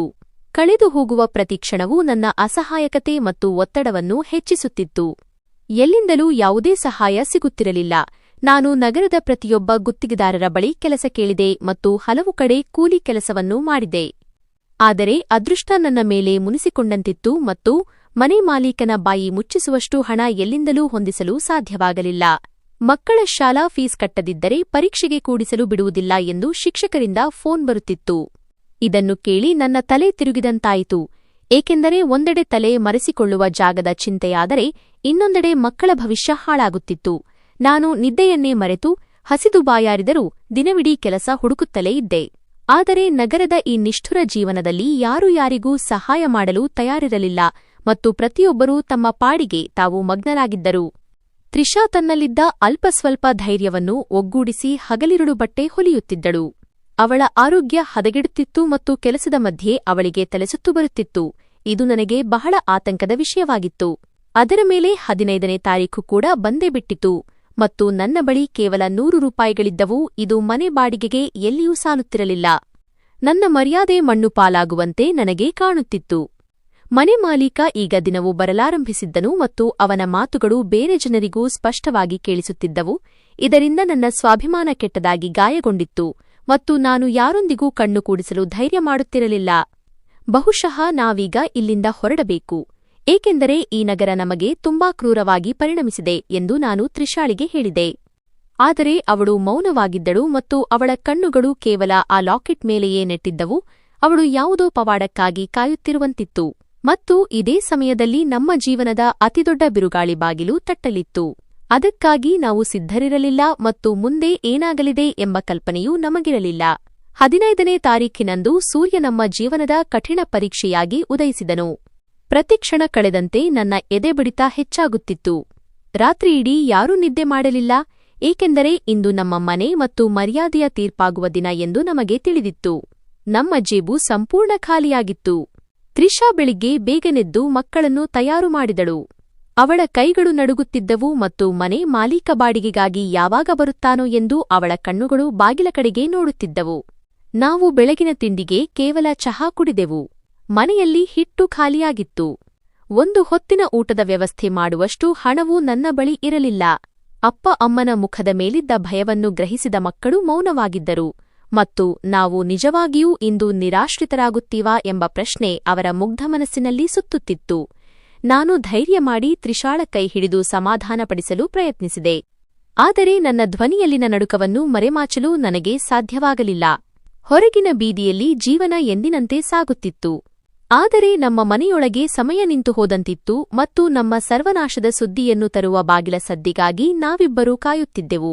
ಆ ಭಯ ನಮಗೆ ಹಲವು ದಿನಗಳಿಂದ ನಿದ್ದೆ ಮಾಡಲು ಬಿಟ್ಟಿರಲಿಲ್ಲ ಮತ್ತು ಇಂದು ಅದು ಕಟುವಾಸ್ತವವಾಗಿ ನಮ್ಮ ಮುಂದೆ ನಿಂತಿತ್ತು. ಸೂರ್ಯ ಇನ್ನೂ ನೆತ್ತಿಯ ಮೇಲೆ ಬಂದಿರಲಿಲ್ಲ. ಅಷ್ಟರಲ್ಲೇ ಬಾಗಿಲಲ್ಲಿ ಅಂತಹ ಜೋರಾದ ಶಬ್ದವಾಯಿತು. ಅದು ನಮ್ಮ ಅಸ್ತಿತ್ವವನ್ನೇ ನಡುಗಿಸಿತು ಮತ್ತು ತ್ರಿಷಾ ಮಕ್ಕಳನ್ನು ತಬ್ಬಿಕೊಂಡಳು. ನಾನು ಬಹಳ ಕಷ್ಟದಿಂದ ಬಾಗಿಲು ತೆರೆದಾಗ ಎದುರಿಗೆ ಮನೆ ಮಾಲೀಕ ತನ್ನ ಕೋಪಗೊಂಡ ಸಂಗಡಿಗರೊಂದಿಗೆ ನಿಂತಿದ್ದನು ಮತ್ತು ಅವನ ಕಣ್ಣಲ್ಲಿ ದಯೆಯ ಒಂದು ಹನಿಯೂ ಇರಲಿಲ್ಲ. ಅವನು ಬಂದ ತಕ್ಷಣ ಬಾಡಿಗೆ ಕೇಳಿದನು. ಇನ್ನೂ ಹಣ ಹೊಂದಿಸಲು ಸಾಧ್ಯವಾಗಿಲ್ಲ ಎಂದು ನಾನು ಹೇಳಿದಾಗ ಅವನು ತಾಳ್ಮೆ ಕಳೆದುಕೊಂಡು ಕೆಟ್ಟದಾಗಿ ಬಯ್ಯಲಾರಂಭಿಸಿದನು. ಈ ಜನರಿಗೆ ಒಳ್ಳೆಯ ಮಾತು ಅರ್ಥವಾಗುವುದಿಲ್ಲ. ಇವರ ಸಾಮಾನೆಲ್ಲ ಎತ್ತಿ ಬೀದಿಗೆ ಎಸೆಯಿರಿ, ನನಗೀಗಲೇ ಮನೆ ಖಾಲಿ ಬೇಕು ಎಂದು ಅವನು ತನ್ನ ಸಂಗಡಿಗರಿಗೆ ಆದೇಶಿಸಿದನು. ನಾನು ಅವನ ಮುಂದೆ ಕೈ ಮುಗಿದು ಕಾಲಿಗೆ ಬಿದ್ದೆ. ಆದರೆ ಆ ಕಟುಹೃದಯದ ಮನುಷ್ಯ ನನ್ನನ್ನು ನೂಕಿ ಮನೆಯೊಳಗೆ ನುಗ್ಗಿದನು. ಆ ಅಹಂಕಾರಿ ಮನುಷ್ಯ ನನ್ನ ಮನೆಯ ಮಂಚ ಮತ್ತು ಮಕ್ಕಳ ಹಾಸಿಗೆಗಳನ್ನು ಎತ್ತಿ ಹೊರಗೆ ಎಸೆಯಲಾರಂಭಿಸಿದನು. ಓಣಿಯ ಜನರೆಲ್ಲ ಮೌನವಾಗಿ ಈ ತಮಾಷೆ ನೋಡುತ್ತಿದ್ದರು. ಆದರೆ ಅವನ ಕೈ ತಡೆಯುವ ಧೈರ್ಯ ಯಾರಿಗೂ ಇರಲಿಲ್ಲ. ತ್ರಿಷಾಳ ಚೀರಾಟ ಮತ್ತು ಮಕ್ಕಳ ಅಳು ನನ್ನ ಆತ್ಮವನ್ನೇ ಚೂರುಚೂರು ಮಾಡುತ್ತಿತ್ತು. ಆದರೆ ನಾನು ಅಸಹಾಯಕನಾಗಿ ನನ್ನ ಅವಮಾನದ ದೃಶ್ಯವನ್ನು ನೋಡುತ್ತಿದ್ದೆ. ನನ್ನ ಎಲ್ಲಾ ಗೌರವ ಸಾಮಾನು ಚೆಲ್ಲಾಪಿಲ್ಲಿಯಾಗಿ ಬಿದ್ದಿದ್ದ ಮಣ್ಣಿನಲ್ಲಿ ಬೆರೆತು ಹೋಗಿತ್ತು. ಮನೆಯ ಎಲ್ಲಾ ವಸ್ತುಗಳೂ ಈಗ ಬೀದಿಯ ಧೂಳಿನಲ್ಲಿ ಬಿದ್ದಿದ್ದವು ಮತ್ತು ನಾವು ಇಷ್ಟು ಕಾಲ ಕಳೆದ ಮನೆಯಿಂದ ಹೊರಹಾಕಲ್ಪಟ್ಟೆವು. ಈಗ ತಲೆಮರೆಸಿಕೊಳ್ಳಲು ನಮ್ಮ ಬಳಿ ಯಾವುದೇ ಜಾಗವಿರಲಿಲ್ಲ. ನನ್ನ ಮಕ್ಕಳು ಭಯಭೀತರಾಗಿ ತಾಯಿಯ ಸೆರಗಿನ ಹಿಂದೆ ಅಡಗಿಕೊಳ್ಳುತ್ತಿದ್ದರು. ಅವರ ಕಣ್ಣಲ್ಲಿದ್ದ ಆ ಭಯವನ್ನು ನಾನು ಜೀವನಪೂರ್ತಿ ಮರೆಯಲಾರೆ, ಏಕೆಂದರೆ ತಂದೆಯಾಗಿ ನಾನವರಿಗೆ ಒಂದು ಸೂರು ಒದಗಿಸಲು ವಿಫಲನಾಗಿದ್ದೆ. ತ್ರಿಷಾಳ ಬಣ್ಣ ಸಂಪೂರ್ಣವಾಗಿ ಮಾಸಿ ಹೋಗಿತ್ತು ಮತ್ತು ಆಘಾತದಿಂದ ಅವಳು ನಿಂತಲ್ಲೇ ನಿಂತುಬಿಟ್ಟಿದ್ದಳು. ಒಂದು ಕ್ಷಣದಲ್ಲಿ ಬಂದೆರಗಿದ ಈ ದುರಂತವನ್ನು ಅವಳು ನೋಡುತ್ತಿದ್ದಳು. ನಮಗೆ ಚೇತರಿಸಿಕೊಳ್ಳಲು ಸಮಯವೇ ಸಿಗಲಿಲ್ಲ. ನಾವು ಇನ್ಯಾವುದಾದರೂ ಬಾಡಿಗೆ ಮನೆ ಪಡೆಯಬೇಕೆಂದರೆ ಅಡ್ವಾನ್ಸ್ ನೀಡಲು ದೊಡ್ಡ ಮೊತ್ತದ ಹಣ ಬೇಕಾಗುತ್ತದೆ ಎಂಬ ಚಿಂತೆ ನನ್ನನ್ನು ಕೊರೆಯುತ್ತಿತ್ತು. ಈ ನಗರದಲ್ಲಿ ಹಣವಿಲ್ಲದೆ ಯಾರೂ ಆಶ್ರಯ ನೀಡುವುದಿಲ್ಲ. ಮಕ್ಕಳು ಹತ್ತಿರದ ಶಾಲೆಯಲ್ಲಿ ಓದುತ್ತಿದ್ದರು ಮತ್ತು ಅವರ ಭವಿಷ್ಯವೂ ಈಗ ಅಪಾಯದಲ್ಲಿತ್ತು. ಹತ್ತಿರದಲ್ಲಿ ಅಗ್ಗದ ಮನೆ ಸಿಗುವುದು ಅಸಾಧ್ಯವಾಗಿತ್ತು ಮತ್ತು ಈ ನಗರದ ಬಗ್ಗೆ ನಮಗೆ ಈಗ ಸಂಪೂರ್ಣ ಅರಿವಾಗಿತ್ತು. ಮನೆ ಮಾಲೀಕ ಕೊನೆಯದಾಗಿ ನಮ್ಮನ್ನು ಬೈದು ಮನೆಗೆ ಬೀಗ ಹಾಕಿ ಅಲ್ಲಿಂದ ಹೊರಟು ಹೋದನು. ನಾವು ಸಾಮಾನಿನ ಪಕ್ಕ ಬೀದಿಯಲ್ಲಿ ಕುಳಿತು ನಮ್ಮ ಹಣೆಬರಹವನ್ನು ನೆನೆದು ಅಳುತ್ತಿದ್ದೆವು. ಆ ಸಮಯದಲ್ಲಿ ಅವಮಾನದಿಂದ ಪಾರಾಗಲು ನಮಗೆ ಬೇರೆ ದಾರಿ ಕಾಣುತ್ತಿರಲಿಲ್ಲ ಮತ್ತು ನಾವು ಕೇವಲ ದೇವರ ಕಡೆಗೆ ನೋಡುತ್ತಿದ್ದೆವು. ಬಹುಶಃ ಯಾವುದಾದರೂ ಪವಾಡ ನಡೆದು ನಮಗೆ ಮತ್ತೆ ಸೂರು ಸಿಗಬಹುದು ಎಂಬ ನಿರೀಕ್ಷೆಯಲ್ಲಿದ್ದೆವು. ಆದರೆ ಈಗ ಆ ಭರವಸೆಯೂ ಉಳಿದಿರಲಿಲ್ಲ. ಬೀದಿಯ ಮೂಲೆಯಲ್ಲಿ ಹರಡಿಕೊಂಡಿದ್ದ ನಮ್ಮ ಮನೆಯ ಸಾಮಾನುಗಳು ನಮ್ಮ ವರ್ಷಗಳ ಪರಿಶ್ರಮ ಮತ್ತು ಉಳಿತಾಯದ ವಿನಾಶದ ಕಥೆಯನ್ನು ಹೇಳುತ್ತಿದ್ದವು. ನಾವೆಲ್ಲರೂ ಪರಿಹಾರವಿಲ್ಲದ ಅಸಹಾಯಕತೆಯ ಪ್ರತಿರೂಪವಾಗಿ ಕುಳಿತಿದ್ದೆವು. ಅಲ್ಲಿಂದ ಹಾದುಹೋಗುವ ಪ್ರತಿಯೊಬ್ಬರೂ ನಮ್ಮ ಸ್ಥಿತಿಯನ್ನು ಕುತೂಹಲದಿಂದ ನೋಡುತ್ತಿದ್ದರು. ಕೆಲವರು ಅನುಕಂಪದಿಂದ ನೋಡಿದರೂ ಯಾರೂ ಮನೆ ಮಾಲೀಕನ ಎದುರು ನಿಲ್ಲುವ ಧೈರ್ಯ ಮಾಡಲಿಲ್ಲ. ಅತ್ತು ಸುಸ್ತಾದ ನನ್ನ ಮಕ್ಕಳು ಮೂಲೆಯಲ್ಲಿ ಕುಳಿತುಬಿಟ್ಟರು. ಅವರನ್ನು ಹಾಗೆ ನೋಡಿ ನನ್ನ ಎದೆ ಒಡೆದಂತಾಗುತ್ತಿತ್ತು, ಏಕೆಂದರೆ ತಂದೆಯಾಗಿ ನಾನು ಸೋತಿದ್ದೆ. ತ್ರಿಷಾ ಮೌನವಾಗಿ ಚೆಲ್ಲಾಪಿಲ್ಲಿಯಾದ ಪಾತ್ರೆ ಮತ್ತು ಬಟ್ಟೆಗಳನ್ನು ಜೋಡಿಸಲು ಪ್ರಯತ್ನಿಸುತ್ತಿದ್ದಳು, ಆದರೆ ಅವಳ ಕೈಗಳು ನಡುಗುತ್ತಿದ್ದವು. ಮಕ್ಕಳು ನೋಡಿ ಇನ್ನೂ ಹೆಚ್ಚು ಭಯಪಡಬಾರದೆಂದು ಅವಳು ಪದೇ ಪದೇ ಸೆರಗಿನಿಂದ ಕಣ್ಣೀರು ಒರೆಸಿಕೊಳ್ಳುತ್ತಿದ್ದಳು. ಸುಡುವ ಬಿಸಿಲಿನಲ್ಲಿ ಕೂಲಿ ಕೆಲಸ ಮಾಡಿ ಕುಟುಂಬಕ್ಕೆ ಒಳ್ಳೆಯ ಜೀವನ ನೀಡಲು ನಾನು 1 ರೂಪಾಯಿ ಕೂಡಿಸಿಟ್ಟ ಆ ಕಷ್ಟದ ದಿನಗಳು ನನಗೆ ನೆನಪಾಗುತ್ತಿದ್ದವು. ಆದರೆ ಇಂದು ಆ ಎಲ್ಲಾ ಪರಿಶ್ರಮ ಈ ಬೀದಿಯ ಕಸದ ರಾಶಿಯಲ್ಲಿ ಬಿದ್ದಿತ್ತು. ನಾವು ನಮ್ಮ ಜೀವನದ ಅನೇಕ ಅಮೂಲ್ಯ ವರ್ಷಗಳನ್ನು ಕಳೆದ ಜಾಗವಿದು. ಈ ಕ್ಷಣದ ಮೌನ ಎಷ್ಟು ಆಳವಾಗಿತ್ತೆಂದರೆ ನನ್ನ ಉಸಿರು ನಿಂತು ಹೋಗುವಂತೆ ಭಾಸವಾಗುತ್ತಿತ್ತು. ರಾತ್ರಿ ಎಲ್ಲಿ ಕಳೆಯುವುದು, ಮಕ್ಕಳನ್ನು ಎಲ್ಲಿಗೆ ಕರೆದುಕೊಂಡು ಹೋಗುವುದು ಎಂಬ ಚಿಂತೆ ನನ್ನನ್ನು ಕಾಡುತ್ತಿತ್ತು. ನಮ್ಮ ಬಳಿ ಬೇರೆ ದಾರಿಯಿರಲಿಲ್ಲ ಮತ್ತು ಸಹಾಯ ಕೇಳಲು ಹತ್ತಿರದ ಸಂಬಂಧಿಗಳೂ ಇರಲಿಲ್ಲ. ನಗರದ ಕ್ರೌರ್ಯ ನಮ್ಮನ್ನು ತುಳಿಯಲು ಸಿದ್ಧವಾಗಿ ನಿಂತಂತಿದೆ. ಮಕ್ಕಳ ಮೌನ ಕೂಡ ನನಗೆ ಮುಳ್ಳಿನಂತೆ ಚುಚ್ಚುತ್ತಿತ್ತು. ಅವರು ಹಸಿದು ಬಾಯಾರಿ, ಬಹುಶಃ ನಡೆಯಲಾರದ ಪವಾಡಕ್ಕಾಗಿ ಕಾಯುತ್ತಾ ನೆಲದ ಮೇಲೆ ಕುಳಿತಿದ್ದಾರೆ ಎಂದು ನನಗೆ ತಿಳಿದಿತ್ತು. ನಾನು ತ್ರಿಷಾಳ ಬಳಿ ಹೋಗಿ ಅವಳ ಕೈ ಹಿಡಿಯಲು ಪ್ರಯತ್ನಿಸಿದೆ, ಆದರೆ ನನ್ನ ಧೈರ್ಯ ಸಾಲಲಿಲ್ಲ. ಅವಳ ಕಣ್ಣಲ್ಲಿ ಕಣ್ಣಿಟ್ಟು ನೋಡುವ ಯೋಗ್ಯತೆಯೂ ನನಗಿಲ್ಲ ಎಂದೆನಿಸಿತು, ಏಕೆಂದರೆ ನಾನವಳಿಗೆ ಬರೀ ಕಷ್ಟ ಮತ್ತು ದುಃಖದ ಜೀವನವನ್ನೇ ನೀಡಿದ್ದೆ. ಆದರೆ ತ್ರಿಷಾ ನನ್ನತ್ತ ನೋಡಿದಾಗ ಅವಳ ಕಣ್ಣಲ್ಲಿ ಅಂತಹದೊಂದು ದೃಢತೆ ಇತ್ತು, ಅದು ನನ್ನನ್ನು ಬೆಚ್ಚಿಬೀಳಿಸಿತು. ಅವಳು ಮೆಲ್ಲನೆ, ನಿಮ್ಮನ್ನು ನೀವು ಕಡಿಮೆ ಅಂದುಕೊಳ್ಳಬೇಡಿ ಎಂದಳು. ಇದು ನಮ್ಮ ವಿಧಿಯ ಪರೀಕ್ಷೆ, ದೇವರು ಖಂಡಿತವಾಗಿಯೂ ನಮ್ಮನ್ನು ಇದರಿಂದ ಹೊರತರುತ್ತಾನೆ. ನೀವು ಧೈರ್ಯ ಕಳೆದುಕೊಳ್ಳಬೇಡಿ. ನೀವೇ ಮುರಿದು ಬಿದ್ದರೆ ನಾವೆಲ್ಲರೂ ಚೂರಾಗುತ್ತೇವೆ ಎಂದು ಅವಳು ಹೇಳಿದಳು. ಆಗ ನಾನು, ತ್ರಿಷಾ, ಈಗ ನಮ್ಮ ಬಳಿ ಯಾವುದೇ ದಾರಿ ಉಳಿದಿಲ್ಲ. ಬೇರೆ ಮನೆ ಪಡೆಯಲು ಹೋದರೆ ಮುಂಗಡ ಹಣ ಕೇಳುತ್ತಾರೆ. ನಮ್ಮ ಜೇಬಿನಲ್ಲಿ 1 ರೂಪಾಯೂ ಇಲ್ಲ. ಹಾಗಾಗಿ ನಾವು ಬಹುಶಃ ರೈಲ್ವೆ ಸ್ಟೇಷನ್ನಲ್ಲಿ ರಾತ್ರಿ ಕಳೆಯಬೇಕಾಗಬಹುದು ಎಂದು ಅಸಹಾಯಕತೆ ವ್ಯಕ್ತಪಡಿಸಿದೆ. ನಾವಿನ್ನೂ ಇದರ ಬಗ್ಗೆ ಮಾತನಾಡುತ್ತಿರುವಾಗಲೇ ಆ ಕಟುಹೃದಯದ ಮನೆ ಮಾಲೀಕ ಮತ್ತೆ ಅಲ್ಲಿಗೆ ಬಂದನು. ನಮ್ಮನ್ನು ದ್ವೇಷದಿಂದ ನೋಡುತ್ತಾ, ನೀವಿನ್ನೂ ಇಲ್ಲೇ ಕುಳಿತಿದ್ದೀರಾ? ಜಾಗ ಖಾಲಿ ಮಾಡಿ ಎಂದು ಹೇಳಿದ್ದೆನಲ್ಲ. ಈಗಲೇ ಹೋಗದಿದ್ದರೆ ಪೊಲೀಸರನ್ನು ಕರೆಸಿ ಹೊರದಬ್ಬಿಸಬೇಕಾಗುತ್ತದೆ. ನನ್ನ ಓಣಿಯ ಹೆಸರು ಕೆಡುವುದು ನನಗೆ ಇಷ್ಟವಿಲ್ಲ ಎಂದು ಗರ್ಜಿಸಿದನು. ಅವನ ಮಾತುಗಳು ನನ್ನ ಗಾಯದ ಮೇಲೆ ಬರೆ ಎಳೆದಂತಾಯಿತು. ಆ ಮನುಷ್ಯನಿಗೆ ಕೇವಲ ಬಾಡಿಗೆ ಮತ್ತು ಆಸ್ತಿಯ ಚಿಂತೆಯಷ್ಟೇ ಇತ್ತು. ಮನೆ ಮಾಲೀಕ ನಮ್ಮನ್ನು ಅಲ್ಲಿಂದಲೂ ಓಡಿಸಲು ಸಿದ್ಧನಾಗಿರುವುದನ್ನು ಮತ್ತು ನಮ್ಮ ಬಳಿ ಬೇರೆ ದಾರಿಯಿಲ್ಲದಿರುವುದನ್ನು ಕಂಡ ತ್ರಿಷಾ ಕನಸಿನಲ್ಲೂ ನೆನೆಸದ ಒಂದು ನಿರ್ಧಾರವನ್ನು ತೆಗೆದುಕೊಂಡಳು. ಅದು ಅವಳಿಗೆ ತನ್ನ ಪ್ರಾಣಕ್ಕಿಂತಲೂ ಹೆಚ್ಚು ಪ್ರಿಯವಾದ ವಸ್ತುವಾಗಿತ್ತು. ಅವಳು ಮೌನವಾಗಿ ಸಾಮಾನಿನ ರಾಶಿಯ ಮೇಲಿದ್ದ ತನ್ನ ಹಳೆಯ ಪರ್ಸ್ ಕಡೆಗೆ ನಡೆದಳು. ನಡುಗುವ ಕೈಗಳಿಂದ ಅವಳು ಆ ಪೆಟ್ಟಿಗೆಯನ್ನು ಹೊರತೆಗೆದಳು. ಅದರಲ್ಲಿ ಅವಳ ತಾಯಿಯ ಕೊನೆಯ ಕುರುಹಾದ ಚಿನ್ನದ ಲಾಕೆಟ್ ಇತ್ತು. ಅದನ್ನು ಅವಳು ಪ್ರಾಣಕ್ಕಿಂತ ಹೆಚ್ಚಾಗಿ ಕಾಪಾಡಿಕೊಂಡಿದ್ದಳು.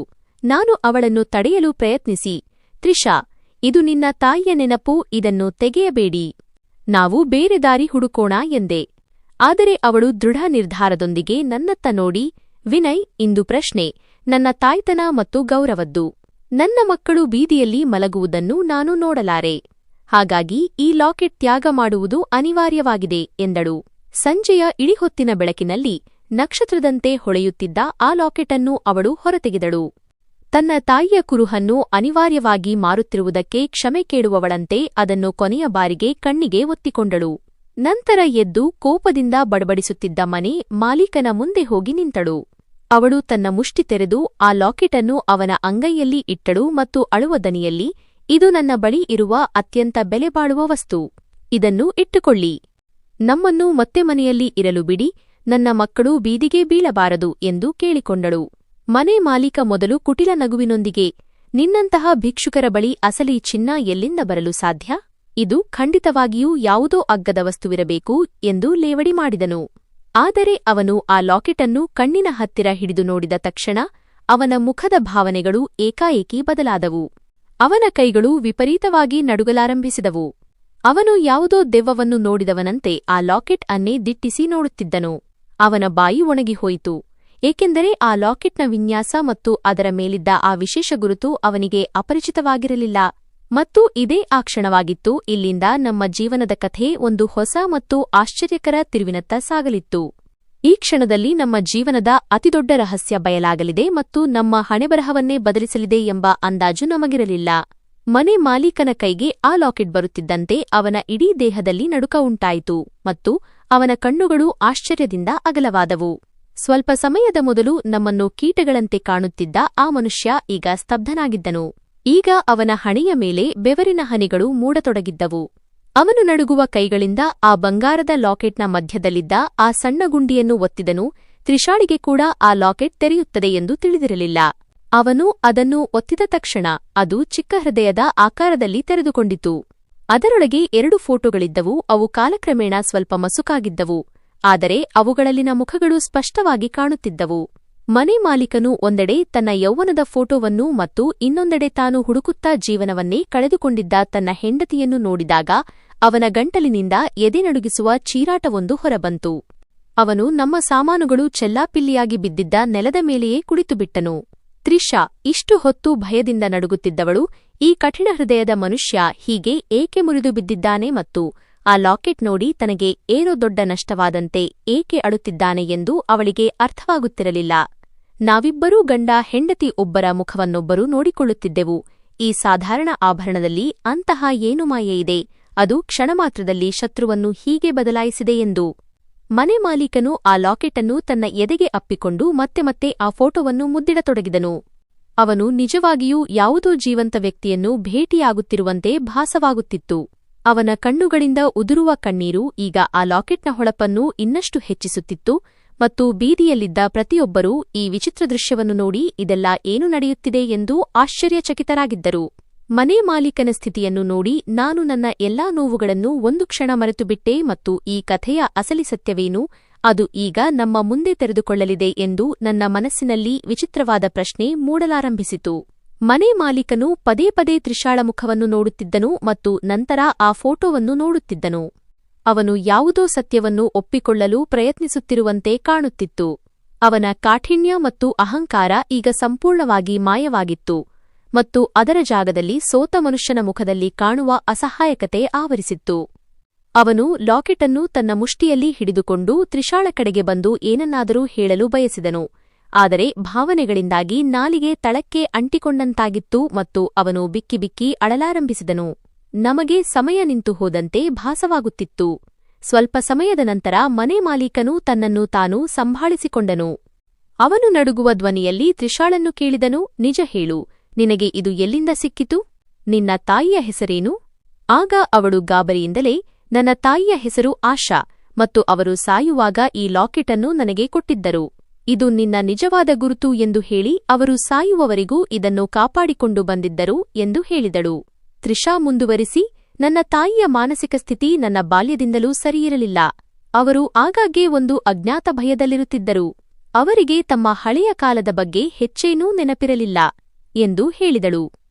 ಅವರು ಆಗಾಗ್ಗೆ ಈ ಲಾಕೆಟ್ ನೋಡಿ ಏಕಾಂಗಿಯಾಗಿ ಅಳುತ್ತಿದ್ದರು ಮತ್ತು ಅದನ್ನು ತಮ್ಮ ಮುಷ್ಟಿಯಲ್ಲಿ ಬಿಗಿದು ಹಿಡಿದು ಯಾವುದೋ ಆಳವಾದ ಆಲೋಚನೆಯಲ್ಲಿ ಮುಳುಗುತ್ತಿದ್ದರು. ಇದನ್ನು ಕೇಳಿ ಮನೆ ಮಾಲೀಕನಿಗೆ ಬಿಕ್ಕಳಿಕೆ ಬಂತು ಮತ್ತು ಅವನು ತನ್ನ ತಲೆಯನ್ನು ಬಡಿದುಕೊಂಡನು. ವಾಸ್ತವವಾಗಿ 25 ವರ್ಷಗಳ ಹಿಂದೆ ಅವನ ಹೆಂಡತಿ ಒಂದು ಅಪಘಾತದಲ್ಲಿ ತಲೆಗೆ ಬಲವಾದ ಪೆಟ್ಟು ಬಿದ್ದ ನಂತರ ಮನೆಯಿಂದ ಹೇಗೋ ಕಾಣೆಯಾಗಿದ್ದಳು ಮತ್ತು ಮತ್ತೆಂದೂ ಹಿಂತಿರುಗಿರಲಿಲ್ಲ ಎಂದು ಅವನು ನಮಗೆ ತಿಳಿಸಿದನು. ಅವರು ಹುಡುಕಲು ತುಂಬಾ ಪ್ರಯತ್ನಿಸಿದ್ದರು. ತಮ್ಮ ಓಣಿ, ಹಳ್ಳಿ ಎಲ್ಲವನ್ನೂ ಜಾಲಾಡಿದ್ದರು. ತನ್ನ ಆಸ್ತಿ ಮತ್ತು ಇಡೀ ಯೌವನವನ್ನೇ ಅವಳ ಹುಡುಕಾಟದಲ್ಲಿ ಪಣಕ್ಕಿಟ್ಟಿದ್ದರು. ಪೊಲೀಸ್ ಠಾಣೆಯಲ್ಲಿ ದೂರು ಕೂಡ ದಾಖಲಿಸಿದ್ದರು. ಎಲ್ಲೆಡೆ ಪ್ರಕಟಣೆ ನೀಡಿದ್ದರು ಮತ್ತು ಅವಳಿರುವ ಸಾಧ್ಯತೆ ಇರುವ ಪ್ರತಿಯೊಂದು ಸ್ಥಳಕ್ಕೂ ಹೋಗಿದ್ದರು. ಆದರೆ ಎಲ್ಲಿಂದಲೂ ಯಾವುದೇ ಸುಳಿವು ಸಿಗಲಿಲ್ಲ. ಅವಳು ಕಾಣೆಯಾದಾಗ ಗರ್ಭಿಣಿಯಾಗಿದ್ದಳು ಮತ್ತು ಇಂದು ಬೇಯಾರಾರೂ ಅಲ್ಲ. ಅವರ ಮುಂದೆ ನಿಂತಿರುವ ತ್ರಿಷಾಳೆ ಅವರ ಮಗು ಎಂದು ಅವರು ಹೇಳಿದರು. ಯಾವ ಮಗುವನ್ನು ಅವರು ಬೀದಿಗೆ ಎಸೆಯುವುದಾಗಿ ಬೆದರಿಕೆ ಹಾಕುತ್ತಿದ್ದರೋ ಅವಳೇ ಅವರ ಮಗಳಾಗಿದ್ದಳು. ಈಗ ಅವರು ಪದೇ ಪದೇ ತ್ರಿಷಾಳ ಹತ್ತಿರ ಬರಲು ಪ್ರಯತ್ನಿಸುತ್ತಿದ್ದರು. ತಾನು ತನ್ನ ಸ್ವಂತ ಮಗುವನ್ನು ಗುರುತಿಸುವಲ್ಲಿ ಇಷ್ಟು ತಡ ಮಾಡಿದೆ ಮತ್ತು ಅವಳಿಗೆ ಇಷ್ಟು ನೋವುಗಳನ್ನು ನೀಡಿದೆ, ಇದರ ಪಶ್ಚಾತ್ತಾಪ ಬಹುಶಃ ಜೀವನಪೂರ್ತಿ ಇರುತ್ತದೆ ಎಂದು ಅವರು ಅಂದುಕೊಳ್ಳುತ್ತಿದ್ದರು. ತ್ರಿಷಾ ಕೂಡ ತನ್ನ ತಂದೆಯ ಈ ಮಾತುಗಳನ್ನು ಕೇಳಿ ಭಾವುಕಳಾದಳು, ಏಕೆಂದರೆ ಆ ಲಾಕೆಟ್ ನೋಡಿ ತನ್ನ ತಾಯಿ ಕಳೆದ ಆ ಎಲ್ಲ ದುಃಖದ ರಾತ್ರಿಗಳು ಮತ್ತು ಮೌನದ ಅರ್ಥ ಈಗ ಅವಳಿಗೆ ಅರ್ಥವಾಗುತ್ತಿತ್ತು. ಹೊರೆಯಾಗಿ ಸತ್ತು ಹೋದ ಆ ತಾಯಿ ವಾಸ್ತವವಾಗಿ ಒಂದು ದೊಡ್ಡ ಮನೆಯ ಒಡತಿಯಾಗಿದ್ದಳು ಮತ್ತು ಇಂದು ಅದೇ ಮನುಷ್ಯ ತನ್ನ ಸ್ವಂತ ಮಗಳನ್ನು ಬೀದಿಪಾಲು ಮಾಡುತ್ತಿದ್ದನು. ಈ ವಿಷಯ ಇಡೀ ಓಣಿಯಲ್ಲಿ ಸಂಚಲನ ಮೂಡಿಸಿತು ಮತ್ತು ನಮ್ಮನ್ನು ದ್ವೇಷದಿಂದ ನೋಡುತ್ತಿದ್ದವರ ಕಣ್ಣುಗಳಲ್ಲಿ ಈಗ ಒಂದು ವಿಚಿತ್ರ ಗೌರವ ಮೂಡಿತು. ಮನೆ ಮಾಲೀಕನು ತಕ್ಷಣ ತನ್ನ ಆಳುಗಳಿಗೆ ಈ ಎಲ್ಲಾ ಸಾಮಾನುಗಳನ್ನು ಗೌರವದಿಂದ ಮನೆಯೊಳಗೆ ತೆಗೆದುಕೊಂಡು ಹೋಗಿ, ಇವರು ಈ ಚಿಕ್ಕ ಭಾಗದಲ್ಲಿ ಅಲ್ಲ, ನನ್ನ ಜೊತೆ ಮೇಲಿನ ದೊಡ್ಡ ಮಹಡಿಯಲ್ಲಿ ಇರುತ್ತಾರೆ, ಅದು ಅವರ ಸ್ವಂತ ಮನೆ ಎಂದು ಆದೇಶ ನೀಡಿದನು. ಅವರು ನನ್ನ ಮಕ್ಕಳನ್ನು ಎದೆಗೆ ಅಪ್ಪಿಕೊಂಡರು. ಅವರ ಹಣೆಗೆ ಮುತ್ತಿಟ್ಟು, ಇವರು ನನ್ನ ಕರುಳಿನ ಕುಡಿಗಳು, ನಾನು ನನ್ನ ಮೊಮ್ಮಕ್ಕಳನ್ನು ಮನೆಯಿಂದ ಹೊರಹಾಕಲು ಪ್ರಯತ್ನಿಸಿದೆ ಎಂದು ಹೇಳುತ್ತಿದ್ದರು. ಇಷ್ಟು ಹೊತ್ತು ಹೆದರಿದ್ದ ನನ್ನ ಮಕ್ಕಳು ಈಗ ಈ ಹಠಾತ್ ಬದಲಾವಣೆಯನ್ನು ಕಂಡು ಆಶ್ಚರ್ಯಚಕಿತರಾಗಿದ್ದರು. ಆದರೆ ತ್ರಿಷಾಳ ತಂದೆ ಪ್ರೀತಿಯಿಂದ ಅವರ ಮನಸ್ಸಿನಲ್ಲಿದ್ದ ಭಯವನ್ನು ಹೋಗಲಾಡಿಸಿದರು.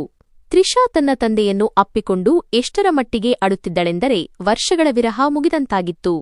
ಒಬ್ಬ ಮೇಸ್ತ್ರಿಯಾಗಿ ಕೆಲಸ ಮಾಡುತ್ತಿದ್ದ ಮನುಷ್ಯ ಇಂದು ಇಷ್ಟು ದೊಡ್ಡ ಆಸ್ತಿಯ ಮಾಲೀಕನ ಅಳಿಯನಾಗಿದ್ದನು. ಆದರೆ ನನಗೆ ತ್ರಿಷಾಳಿಗೆ ಅವಳ ಕಳೆದುಹೋದ ಮನೆ ಮತ್ತು ತಂದೆ ಸಿಕ್ಕಿದ್ದು ಅತ್ಯಂತ ದೊಡ್ಡ ಸಂತೋಷವಾಗಿತ್ತು. ನೀನು ನನ್ನ ಮಗಳಿಗೆ ಇಷ್ಟು ಕಷ್ಟದ ಸಮಯದಲ್ಲಿ ಸಾಥ್ ನೀಡಿದ್ದೀಯಾ. ಅವಳನ್ನು ಎಂದಿಗೂ ಏಕಾಂಗಿಯಾಗಿ ಬಿಡಲಿಲ್ಲ. ಅದಕ್ಕಾಗಿ ನೀನು ನನಗೆ ಮಗನಿದ್ದಂತೆ. ಇನ್ನು ಮುಂದೆ ನೀನು ಮೇಸ್ತ್ರಿ ಕೆಲಸಕ್ಕೆ ಹೋಗುವ ಅಗತ್ಯವಿಲ್ಲ. ಬದಲಾಗಿ ನೀನು ಈ ಮನೆಯ ಒಡೆಯನಾಗಿ ಮತ್ತು ನನ್ನ ಎಲ್ಲಾ ವ್ಯವಹಾರಗಳನ್ನು ನೋಡಿಕೊಳ್ಳಬೇಕು. ಇದರ ಹೊರೆಯನ್ನು ನಾನು ಇನ್ನು ಒಬ್ಬಂಟಿಯಾಗಿ ಹೊರಲಾರೆ ಎಂದು ಅವರು ಹೇಳಿದರು. ನಮಗೆಲ್ಲರಿಗೂ ಇದೊಂದು ಪವಾಡದಂತೆ ಇತ್ತು. ಇದನ್ನು ನಂಬುವುದು ಕಷ್ಟವಾಗಿತ್ತು. ಆದರೆ ದೇವರು ನಮಗೆ ಎಂತಹ ತಾಳ್ಮೆಯ ಫಲವನ್ನು ನೀಡಿದ್ದನೆಂದರೆ ಅದನ್ನು ನಾವು ಎಂದೂ ಬಯಸಿರಲಿಲ್ಲ. ತ್ರಿಷಾ ಆ ಲಾಕೆಟನ್ನು ಮತ್ತೆ ತನ್ನ ಕತ್ತಿನಲ್ಲಿ ಹಾಕಿಕೊಂಡಳು. ಆದರೆ ಈಗ ಅದು ದುಃಖದ ಸಂಕೇತವಾಗಿರಲಿಲ್ಲ, ಬದಲಾಗಿ ಅಗಲಿದ ಸಂಬಂಧಗಳನ್ನು ಮತ್ತೆ ಒಂದುಗೂಡಿಸಿದ ಮತ್ತು ನಮಗೆ ಬಾಡಿಗೆಯ ಭಯವಿಲ್ಲದ, ಮನೆಯಿಲ್ಲದ ಭಯವಿಲ್ಲದ ಹೊಸ ಜೀವನವನ್ನು ನೀಡಿದ ವಿಜಯದ ಸಂಕೇತವಾಗಿತ್ತು. ಎಲ್ಲೆಡೆ ಪ್ರೀತಿ ಮತ್ತು ಆಪ್ತತೆ ಇತ್ತು. ನಂತರ ತ್ರಿಷಾಳ ತಂದೆ ಒಂದು ಘೋಷಣೆ ಮಾಡಿದರು, ಇಂದಿನಿಂದ ತ್ರಿಷಾ ಈ ಎಲ್ಲಾ ಆಸ್ತಿಯ ಏಕೈಕ ವಾರಸುದಾರೆ. ಈ ಮನೆ ಈಗ ಅವಳದ್ದು, ಇಲ್ಲಿ ಅವಳು ಒಡತಿಯಾಗಿ ಇರುತ್ತಾರೆ ಎಂದು. ನಾವು ದೇವರಲ್ಲಿ ಕೃತಜ್ಞತೆ ಸಲ್ಲಿಸಿದೆವು. ಅವನು ನಮ್ಮನ್ನು ಇಷ್ಟು ದೊಡ್ಡ ಕಷ್ಟಗಳಿಂದ ಪಾರು ಮಾಡಿ ಇಷ್ಟು ದೊಡ್ಡ ಸಂತೋಷವನ್ನು ನೀಡಿದ್ದನು. ನಮ್ಮ ಜೀವನದ ಎಲ್ಲಾ ದುಃಖಗಳು ಈಗ ಒಂದು ಸುಂದರ ಅಂತ್ಯವಾಗಿ ಬದಲಾಗಿದ್ದವು. ತ್ರಿಷಾಳ ತಂದೆ ತ್ರಿಷಾಳನ್ನು ಅಪ್ಪಿಕೊಂಡಾಗ ಅವರ ಕಣ್ಣೀರು ತ್ರಿಷಾಳ ತಲೆಯನ್ನು ಒದ್ದೆ ಮಾಡುತ್ತಿತ್ತು ಮತ್ತು ಅವರ ಇಡೀ ಅಸ್ತಿತ್ವ ಪಶ್ಚಾತ್ತಾಪದ ಬೆಂಕಿಯಲ್ಲಿ ಉರಿಯುತ್ತಿತ್ತು. ಅದು ವರ್ಷಗಳ ಅವರ ಕಠೋರತೆಯನ್ನು ಕರಗಿಸಿಬಿಟ್ಟಿತ್ತು. ದೀರ್ಘಕಾಲದಿಂದ ಕೇವಲ ಮೌನ ಮತ್ತು ಏಕಾಂತದ ಕೋಟೆಯಾಗಿದ್ದ ಆ ಮನೆ ಇಂದು ವರ್ಷಗಳ ನಂತರ ನಿಜವಾದ ಭಾವನೆಗಳು ಮತ್ತು ಆಪ್ತರ ಇರುವಿಕೆಯಿಂದ ಪ್ರತಿಧ್ವನಿಸುತ್ತಿತ್ತು. ಅವರು ತಮ್ಮ ಮಾತುಗಳನ್ನು ಮುಂದುವರಿಸುತ್ತಾ, ತಮ್ಮ ಎಲ್ಲಾ ಸಹೋದರರು ತಮ್ಮ ಸುತ್ತಲೂ ಸುಳ್ಳಿನ ಬಲೆಯನ್ನು ಹೆಣೆದಿದ್ದರು ಎಂದು ಹೇಳಿದರು. ಅದು ಅವರನ್ನು ಎಷ್ಟರ ಮಟ್ಟಿಗೆ ಹಾಳು ಮಾಡಿತ್ತೆಂದರೆ ಅವರ ಹೆಂಡತಿಯೂ ಜಗತ್ತಿನಲ್ಲಿ ಇಲ್ಲದಂತಾದಳು ಮತ್ತು ಅವರು ಅವಳನ್ನು ಎಂದಿಗೂ ಹುಡುಕಲಾಗಲಿಲ್ಲ. ಈ ದುರಾಸೆಯ ಸಂಬಂಧಿಕರ ಕಣ್ಣುಗಳು ಕೇವಲ ಅವರ ಆಸ್ತಿಯ ಮೇಲಿತ್ತು. ಈ ಕಾರಣಕ್ಕಾಗಿಯೇ ಅವರ ಹೆಂಡತಿಯನ್ನು ಕಾಣೆಯಾಗಿಸುವ ಸಂಚು ಹೂಡಲಾಗಿತ್ತು ಮತ್ತು ಈ ಅಗಲಿಕೆಯ ನೋವು ಅವರನ್ನು ಕಠಿಣ ಹೃದಯದ ಮನುಷ್ಯನನ್ನಾಗಿ ಮಾಡಿತ್ತು. ಅವರು ಪ್ರತಿಯೊಬ್ಬರನ್ನೂ ಸಂಶಯದ ದೃಷ್ಟಿಯಿಂದ ನೋಡುತ್ತಿದ್ದರು. ಆದರೆ ಇಂದು ಸತ್ಯ ಬಯಲಾದಾಗ ಅವರು ತಮ್ಮ ವಕೀಲರನ್ನು ಕರೆಸಿ ತಮ್ಮ ಜೀವನದ ಸಂಪಾದನೆಯಾಗಿದ್ದ ಎಲ್ಲಾ ಕಾನೂನು ದಾಖಲೆಗಳನ್ನು ಮೇಜಿನ ಮೇಲೆ ಹರಡಿದರು. ಅವರು ತಮ್ಮ ಎಲ್ಲಾ ಆಸ್ತಿ ಮತ್ತು ಬ್ಯಾಂಕ್ ಬ್ಯಾಲೆನ್ಸ್ ಅನ್ನು ತ್ರಿಷಾಳ ಹೆಸರಿಗೆ ಬರೆದರು. ತ್ರಿಷಾ ಲಾಕೆಟ್ನಲ್ಲಿದ್ದ ತನ್ನ ತಾಯಿಯ ಫೋಟೋ ನೋಡಿ ಅಳುತ್ತಿದ್ದಳು ಮತ್ತು ತನ್ನ ತಾಯಿಯ ಆತ್ಮ ಇಂದು ತನ್ನ ಪಕ್ಕದಲ್ಲಿ ನಿಂತು ಮುಗುಳ್ನಗುತ್ತಿರುವಂತೆ ಅವಳಿಗೆ ಭಾಸವಾಗುತ್ತಿತ್ತು. ನಂತರ ಅವರು ಅಜ್ಞಾನದಿಂದ ಅವಳಿಗೆ ನೀಡಿದ ನೋವಿಗಾಗಿ ಪದೇ ಪದೇ ಕ್ಷಮೆ ಕೋರಿದರು.